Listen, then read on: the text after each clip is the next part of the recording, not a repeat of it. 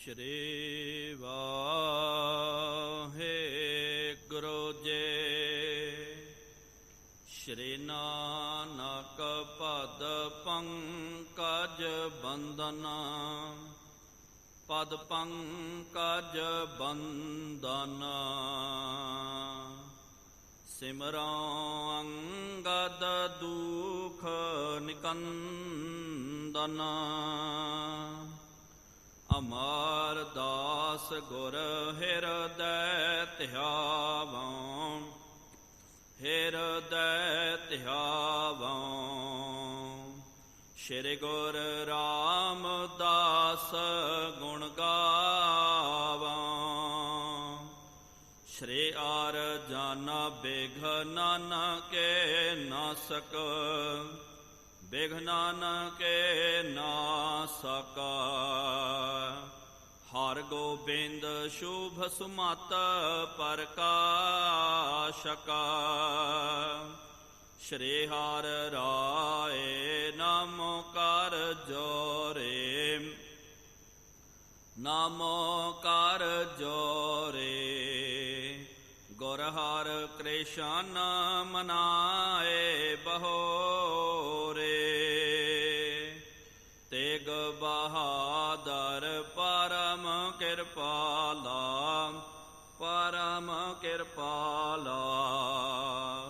ਸ਼੍ਰੀ ਗੁਰ ਗੋਬਿੰਦ ਸਿੰਘ ਵਿਸਾਲਾ, ਤਾਰੋਂ ਤਾਰਾ ਪਰ ਪੁਨ ਪੁਨ ਸੀਸਾ, ਪੁਨ ਪੁਨ ਸੀਸਾ। ਬੰਦੋਂ ਬਾਰ ਬਾਰ ਜਗਦੀਸ਼ਾ, ਜਿਸ ਮਹਿ ਅੰਮ੍ਰਿਤ ਗਿਆਨ ਹੈ, ਮਾਨਹ ਭਗਤ ਵੈਰਾਗਾ। ਸ਼੍ਰੀ ਗੁਰੂ ਗ੍ਰੰਥ ਸਾਹਿਬ ਉਦਧ, ਬੰਦੋਂ ਕਰ ਅਨੁਰਾਗ। ਏਕੰਕਾਰ ਸਤਿਗੁਰੂ ਤਹਿ ਪ੍ਰਸਾਦ ਸਚ ਹੋਏ। ਵਾਹਿਗੁਰੂ ਜੀ ਕੀ ਫਤਿਹ। ਵਿਘਨ ਵਿਨਾਸਨ ਸੋਏ, ਵਾਹਿਗੁਰੂ ਜੀ ਕੀ ਫਤਿਹ। ਵਿਘਨ ਵਿਨਾਸਨ ਸੋਏ। ਸਤਿਨਾਮ ਸ਼੍ਰੀ ਵਾਹਿਗੁਰੂ ਸਾਹਿਬ ਜੀ। ਚੌਪਈ ਰਾਮ ਕੁਵੇਰ ਕੇ ਢਿਗ ਲੈ ਗਏ, ਪਾਇਸ ਸੀਤਾ ਕ੍ਰਿਤ ਇਕ ਮਏ। ਜਾਇ ਅਗਾਰੀ ਥਾਲ ਟਿਕਾਇਓ, ਰੁਚ ਸੂ ਸਵਾਦਲ ਕਰ ਕਰ ਖਾਇਆ। ਰਾਮ ਕੁਅਰ ਕੇ ਢਿਗ ਲੈ ਗਏ, ਪਾਇਸ ਸੀਤਾ ਕ੍ਰਿਤ ਇਕ ਮਏ। ਵਾਹਿਗੁਰੂ ਜੀ ਕਾ ਖਾਲਸਾ, ਵਾਹਿਗੁਰੂ ਜੀ ਕੀ ਫਤਿਹ। ਪਾਵਨ ਭਗਤ ਵਤਸਲ ਕਿਰਪਾ ਨਿਧਾਨ, ਜੁਗਹੁ ਜੁਗ ਅਟਲ। ਚਵਰ ਛਤਰ ਤਖਤ ਦੇ ਮਾਲਿਕ, ਹਲਤ ਪਲਤ ਕੇ ਰਖਿਅਕ। ਵਾਲੀਏ ਦੋ ਜਹਾਨ, ਸ਼ਬਦਾ ਅਵਤਾਰ ਸ਼ਬਦ ਗੁਰੂ। ਧੰਨ ਧੰਨ ਸਾਹਿਬ ਸ੍ਰੀ ਗੁਰੂ ਗ੍ਰੰਥ ਸਾਹਿਬ ਜੀਓ ਮਹਾਰਾਜ, ਜਿਨ੍ਹਾਂ ਸਤਿਗੁਰੂ ਸੱਚੇ ਪਾਤਸ਼ਾਹ ਜੀ ਮਹਾਰਾਜ ਜੀਆਂ ਦੀ ਪਾਵਨ ਪਵਿੱਤਰ ਹਜ਼ੂਰੀ ਅੰਦਰ, ਸਾਹਿਬਾਂ ਦੇ ਪਾਵਨ ਅਸਥਾਨ ਤਖਤ ਸੱਚਖੰਡ ਸ੍ਰੀ ਹਜ਼ੂਰ ਸ੍ਰੀ ਅਬਚਲ ਨਗਰ ਸਾਹਿਬ ਜੀ ਵਿਖੇ ਜੁੜ ਬੈਠੀ ਗੁਰੂ ਪਿਆਰੀ, ਗੁਰੂ ਸਵਾਰੀ ਸਾਧ ਸੰਗਤ ਜੀਓ। ਤਖਤ ਸਾਹਿਬ ਜੀ ਦੀ ਨਿਤ ਮਰਿਆਦਾ, ਨਿਤਨੇਮ ਅਨੁਸਾਰ ਸ਼ਾਮਾਂ ਦੇ ਦੀਵਾਨ ਸਜ ਰਹੇ ਹਨ। ਸਜੇ ਹੋਏ ਪਾਵਨ ਦੀਵਾਨਾਂ ਦੇ ਵਿੱਚ ਗੁਰ ਇਤਿਹਾਸ ਦੀਆਂ ਕਥਾ ਵਿਚਾਰਾਂ ਸਰਵਣ ਕਰਨ ਦੇ ਲਈ ਆਪ ਸੰਗਤਾਂ ਹਾਜ਼ਰੀਆਂ ਭਰ ਰਹੇ ਹੋ। ਵਡ ਭਾਗੇ ਹੋ ਆਪ ਜਿਨ੍ਹਾਂ ਨੂੰ ਸਤਿਗੁਰੂ ਸੱਚੇ ਪਾਤਸ਼ਾਹ ਜੀ ਮਹਾਰਾਜ ਜੀਆਂ ਦੀ ਪਾਵਨ ਸਤ ਸੰਗਤ ਕਰਨ ਦਾ ਸੁਭਾਗ ਅਵਸਰ ਪ੍ਰਾਪਤ ਹੋ ਰਿਹਾ ਹੈ। ਆਪ ਜੀਆਂ ਨੇ ਪਿਛਲੇ ਦੀਵਾਨਾਂ ਦੇ ਵਿੱਚ ਗੁਰੂ ਸਾਹਿਬਾਨਾਂ ਦਾ ਪਾਵਨ ਇਤਿਹਾਸ ਸਰਵਣ ਕਰਨਾ ਕੀਤਾ ਸੀ। ਸਤਿਗੁਰੂ ਮਹਾਰਾਜ ਜੀ ਦਾ ਇਹ ਜੋ ਪਾਵਨ ਇਤਿਹਾਸ ਚੱਲ ਰਿਹਾ ਹੈ, ਕਵੀ ਰਾਜ ਕਵੀ ਭਾਈ ਸੰਤੋਖ ਸਿੰਘ ਸਾਹਿਬ ਜੀ ਨੇ ਜੋ ਗੁਰਪ੍ਰਤਾਪ ਸੂਰਜ ਗ੍ਰੰਥ ਦੀ ਰਚਨਾ ਕਰਨੀ ਕੀਤੀ, ਸ਼ੁਰੂਆਤ ਦੇ ਵਿੱਚ ਕਿ ਇਹ ਗ੍ਰੰਥ ਦਾ ਮੁੱਢ ਕਿਸ ਤਰ੍ਹਾਂ ਬੱਝਾ, ਭਾਵ ਕਿ ਇਹ ਗ੍ਰੰਥ ਦੇ ਮੂਲ ਸਰੋਤ ਕੀ ਹਨ, ਇਹ ਗ੍ਰੰਥ ਨੂੰ ਕਿਉਂ ਲਿਖਣਾ ਪਿਆ, ਕੀ ਕਾਰਨ ਹੈ। ਕਿਉਂਕਿ ਪਿਆਰਿਓ, ਦਾਸ ਨੇ ਪਹਿਲਾਂ ਵੀ ਬੇਨਤੀ ਕੀਤੀ ਸੀ, ਕੋਈ ਵੀ ਆਪਾਂ ਕੰਮ ਕਰਦੇ ਹਾਂ, ਜੋ ਵੀ ਕੋਈ ਘਟਨਾ ਹੁੰਦੀ ਹੈ ਉਹਦਾ ਕੁਛ ਨਾ ਕੁਛ ਮੁੱਢ ਹੁੰਦਾ, ਉਹਦਾ ਕੁਛ ਮੂਲ ਹੁੰਦਾ, ਜਿਸ ਕਰਕੇ ਉਹ ਘਟਨਾ ਜਿਹੜੀ ਹੈ ਉਹ ਵਾਪਰਦੀ ਹੈ, ਉਹ ਕੰਮ ਹੁੰਦਾ। ਇਹ ਗ੍ਰੰਥ ਦੀ ਰਚਨਾ ਕਿਉਂ ਕਰਨੀ ਪਈ ਹੈ, ਇਹਦਾ ਕੀ ਕਾਰਨ ਹੈ, ਕੀ ਇਹਦਾ ਮੂਲ ਹੈ, ਉਹ ਕਵੀ ਰਾਜ ਉਚਾਰਨ ਕਰ ਰਹੇ ਹਨ। ਤੇ ਉਹਨਾਂ ਨੇ ਬਚਨ ਕਰਨਾ ਕੀਤਾ, ਦੱਸਿਆ ਕਿ ਗੁਰੂ ਨਾਨਕ ਦੇਵ ਜੀ ਮਹਾਰਾਜ ਜੀ ਤੋਂ ਲੈ ਕਰਕੇ ਬਾਬਾ ਬੁੱਢਾ ਸਾਹਿਬ ਜੀ ਨੇ, ਛੇਵੇਂ ਪਾਤਸ਼ਾਹ ਸਾਹਿਬ ਸ੍ਰੀ ਗੁਰੂ ਹਰਗੋਬਿੰਦ ਸਾਹਿਬ ਜੀ ਮਹਾਰਾਜ ਜੀ ਤੱਕ ਆਪ ਰਹਿ ਕਰਕੇ ਉਹਨਾਂ ਨੇ ਗੁਰੂ ਘਰ ਦੀਆਂ ਬੇਅੰਤ ਸੇਵਾਵਾਂ ਕਰਨੀਆਂ ਕੀਤੀਆਂ। ਉਸ ਤੋਂ ਬਾਅਦ ਉਹਨਾਂ ਦਾ ਪਰਿਵਾਰ ਜਿਹੜਾ ਹੈ, ਇਹ ਵੀ ਪਿਆਰਿਓ ਮੁੱਢ ਕਦੀਮੀ ਪਰਿਵਾਰ ਹੈ, ਆਦਿ ਸਿੱਖਾਂ ਦਾ ਪਰਿਵਾਰ ਹੈ। ਤੇ ਉਹਨਾਂ ਦੇ ਪਰਿਵਾਰ ਦੇ ਜਿੰਨੇ ਵੀ ਜੀਵ ਜਿਹੜੇ ਸਨ, ਜਦੋਂ ਵੀ ਕੋਈ ਚਲਾਣਾ ਕਰ ਜਾਂਦਾ, ਪਹਿਲੇ ਪਿਆਰਿਓ ਇਹ ਮਰਿਆਦਾ ਹੋਇਆ ਕਰਦੀ ਸੀ ਕਿ ਕੋਈ ਗੁਰੂ ਕਾ ਸਿੱਖ ਤੇ ਉਹ ਗੁਰੂ ਘਰ ਦੇ ਵਿੱਚ ਸੇਵਾ ਕਰਦਾ, ਜਦੋਂ ਚਲਾਣਾ ਕਰਨ ਦਾ ਸਮਾਂ ਆ ਜਾਵੇ ਜਾਂ ਉਹ ਬਿਰਧ ਹੋ ਜਾਵੇ ਜਾਂ ਕਿਸੇ ਕਾਰਨ ਕਰਕੇ ਜੇ ਸੇਵਾ ਨਹੀਂ ਹੋ ਸਕਦੀ, ਤੇ ਉਹ ਬਜ਼ੁਰਗ ਕੀ ਕਰਿਆ ਕਰਦੇ ਸਨ, ਆਪਣੀ ਅਗਲੀ ਸੰਤਾਨ, ਆਪਣੇ ਬੱਚਿਆਂ ਨੂੰ ਲੈ ਕਰਕੇ ਉਹਨਾਂ ਦੀ ਬਾਂਹ ਮਹਾਰਾਜ ਜੀ ਨੂੰ ਫੜਾ ਕੇ ਜਾਂਦੇ ਤੇ ਬਚਨ ਕਰਦੇ, ਸਤਿਗੁਰੂ ਮਹਾਰਾਜ ਤੇ ਸਾਡੇ ਤੋਂ ਬਾਅਦ ਸਾਡਾ ਪਰਿਵਾਰ ਦੇ ਵਿੱਚ ਇਹ ਸੇਵਾ ਰਹਿਣੀ ਚਾਹੀਦੀ ਹੈ। ਜਿਸ ਤਰ੍ਹਾਂ ਅਸੀਂ ਸੇਵਾ ਕਰਦੇ ਹਾਂ, ਇਸ ਤਰ੍ਹਾਂ ਹੀ ਸਾਡਾ ਪਰਿਵਾਰ, ਸਾਡੇ ਇਹ ਬੱਚਿਆਂ ਨੇ ਸੇਵਾ ਕਰਨੀ ਹੈ। ਜਿਸ ਤਰ੍ਹਾਂ ਕਿ ਪਿਆਰਿਓ, ਗੁਰੂ ਨਾਨਕ ਦੇਵ ਜੀ ਮਹਾਰਾਜ ਜੀ ਦਾ ਜਦੋਂ ਆਪਾਂ ਇਤਿਹਾਸ ਪੜ੍ਹਦੇ ਹਾਂ, ਭਾਈ ਮਰਦਾਨਾ ਜੀ ਨੇ ਬਹੁਤ ਲੰਬਾ ਸਮਾਂ, ਤਕਰੀਬਨ 40 ਸਾਲ ਰਹਿ ਕਰਕੇ ਮਹਾਰਾਜ ਜੀ ਦੀ ਹਜ਼ੂਰੀ ਵਿੱਚ ਰਹਿ ਕਰਕੇ ਸੇਵਾ ਨਿਭਾਉਣੀ ਕੀਤੀ। ਫਿਰ ਬਾਅਦ ਦੇ ਵਿੱਚ ਜਦੋਂ ਉਹਨਾਂ ਦਾ ਅੰਤਮ ਸਮਾਂ ਆਇਆ, ਇਤਿਹਾਸ ਦੇ ਵਿੱਚ ਬਚਨ ਆਉਂਦਾ, ਉਹਨਾਂ ਨੇ ਆਪਣੇ ਲੜਕੇ ਨੂੰ, ਉਹਦਾ ਨਾਮ ਸੀ ਸ਼ਹਿਜ਼ਾਦਾ, ਉਹਦੀ ਬਾਂਹ ਮਹਾਰਾਜ ਜੀ ਨੂੰ ਫੜਾਈ, ਕਿਹਾ ਸਤਿਗੁਰੂ ਮਹਾਰਾਜ, ਇਹ ਸਰੀਰ ਦਾ ਕੋਈ ਭਰੋਸਾ ਨਹੀਂ ਹੈ, ਜਦੋਂ ਮੇਰਾ ਭਾਣਾ ਵਰਤ ਜਾਵੇਗਾ, ਮੇਰੇ ਤੋਂ ਬਾਅਦ ਮੇਰਾ ਬੱਚਾ ਆਪ ਜੀ ਦੇ ਦਰ ਤੇ ਰਹਿ ਕਰਕੇ ਸੇਵਾ ਕਰੇਗਾ, ਰਬਾਬ ਵਜਾਵੇਗਾ। ਇਸ ਤਰ੍ਹਾਂ ਹੀ ਪਿਆਰਿਓ, ਇਹ ਜੋ ਵੰਸ਼ ਹੈ ਬਾਬਾ ਬੁੱਢਾ ਸਾਹਿਬ ਜੀ ਦਾ, ਉਹ ਤੋਂ ਬਾਅਦ ਭਾਈ ਭਾਨਾ ਜੀ ਹੋਏ ਹਨ, ਫਿਰ ਸਰਵਣ ਜੀ ਹੋਏ ਹਨ, ਭਾਈ ਗੁਰਦਿੱਤਾ ਜੀ, ਉਹ ਤੋਂ ਬਾਅਦ ਭਾਈ ਰਾਮ ਕੁਵਰ ਜੀ।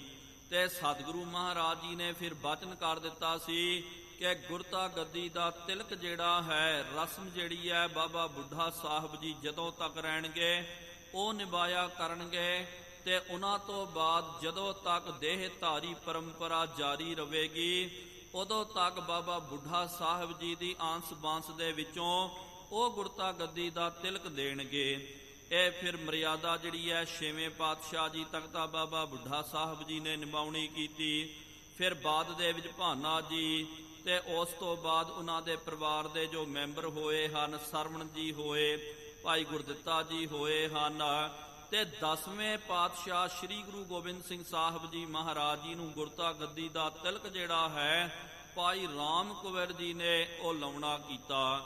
ਤੇ ਜਦੋਂ ਤਿਲਕ ਲਾਇਆ ਸੀ, ਉਸ ਵੇਲੇ ਸਤਿਗੁਰੂ ਮਹਾਰਾਜ ਜੀ ਦੀ ਸ਼ਾਰੀਰਿਕ ਆਰਬਲਾ 9-9.5 ਸਾਲ ਵਰਿਆਂ ਦੀ ਸੀ, ਤੇ ਬਾਬਾ ਰਾਮ ਕੁਵਰ ਜੀ ਦੀ ਆਰਬਲਾ 7-7.5 ਸਾਲ ਦੀ ਉਹਨਾਂ ਦੀ ਆਰਬਲਾ ਵੱਜਦੀ ਹੈ। ਤੇ ਮਹਾਰਾਜ ਜੀ ਨੇ ਜੋ ਬਚਨ ਕੀਤਾ ਸੀ ਤੇ ਅੰਤਮ ਸਤਿਗੁਰੂ ਦੇਹਧਾਰੀ ਸਤਿਗੁਰੂ ਸ੍ਰੀ ਗੁਰੂ ਗੋਬਿੰਦ ਸਿੰਘ ਸਾਹਿਬ ਜੀ ਮਹਾਰਾਜ ਜੀ ਨੂੰ ਗੁਰਤਾ ਗੱਦੀ ਦਾ ਤਿਲਕ ਜਿਹੜਾ ਭਾਈ ਰਾਮ ਕੁਵੇੜ ਜੀ ਨੇ ਲਾਇਆ। ਤੇ ਉਸ ਤੋਂ ਬਾਅਦ ਭਾਈ ਰਾਮ ਕੁਵੇੜ ਜੀ ਜਿਹੜੇ ਹਨ, ਜਦੋਂ ਗੁਰੂ ਗੋਬਿੰਦ ਸਿੰਘ ਸਾਹਿਬ ਜੀ ਮਹਾਰਾਜ ਦੱਖਣ ਦੀ ਧਰਤੀ ਤੇ ਆਏ, ਕੁਝ ਇਤਿਹਾਸਕਾਰ ਕਹਿੰਦੇ ਭਾਈ ਰਾਮ ਕੁਵੇੜ ਜੀ ਫਿਰ ਅੰਮ੍ਰਿਤ ਦੀ ਦਾਤ ਲੈ ਕਰਕੇ ਉਹਨਾਂ ਦਾ ਨਾਮ ਪੈ ਗਿਆ ਭਾਈ ਗੁਰਬਖਸ਼ ਸਿੰਘ ਜੀ ਕਰਕੇ। ਤੇ ਕੋਈ ਕਹਿੰਦੇ ਇਥੋਂ ਫਿਰ ਤੇ ਗੁਰੂ ਕੇ ਮਹਿਲਾਂ ਦੇ ਨਾਲ ਵਾਪਸ ਚੱਲ ਗਏ। ਤੇ ਫਿਰ ਕੁਝ ਇਤਿਹਾਸਕਾਰ ਉਹ ਮੰਨਦੇ ਹਨ ਕਿ ਭਾਈ ਰਾਮ ਕੁਵੇੜ ਜੀ ਜਦੋਂ ਸਤਿਗੁਰੂ ਮਹਾਰਾਜ ਇਸ ਧਰਤੀ ਤੇ ਆਏ ਤੇ ਉਹ ਪੰਜਾਬ ਦੇ ਵਿੱਚ ਹੀ ਰਹੇ। ਤੇ ਉੱਥੇ ਫਿਰ ਉਹਨਾਂ ਦਾ ਜੋ ਨਗਰ ਹੈ ਰਮਦਾਸ ਕਰਕੇ, ਤੇ ਉਹ ਰਮਦਾਸ ਅੱਜ ਵੀ ਅੰਮ੍ਰਿਤਸਰ ਜ਼ਿਲ੍ਹੇ ਦੇ ਵਿੱਚ ਸ਼ਹਿਰ ਵੱਜਦਾ। ਤੇ ਉੱਥੇ ਜਾ ਕਰਕੇ ਉਹਨਾਂ ਨੇ ਰਹਿਣਾ ਕੀਤਾ, ਰਹਿ ਕਰਕੇ ਬਹੁਤ ਜ਼ਿਆਦਾ ਸਿੱਖੀ ਦਾ ਪ੍ਰਚਾਰ ਕੀਤਾ।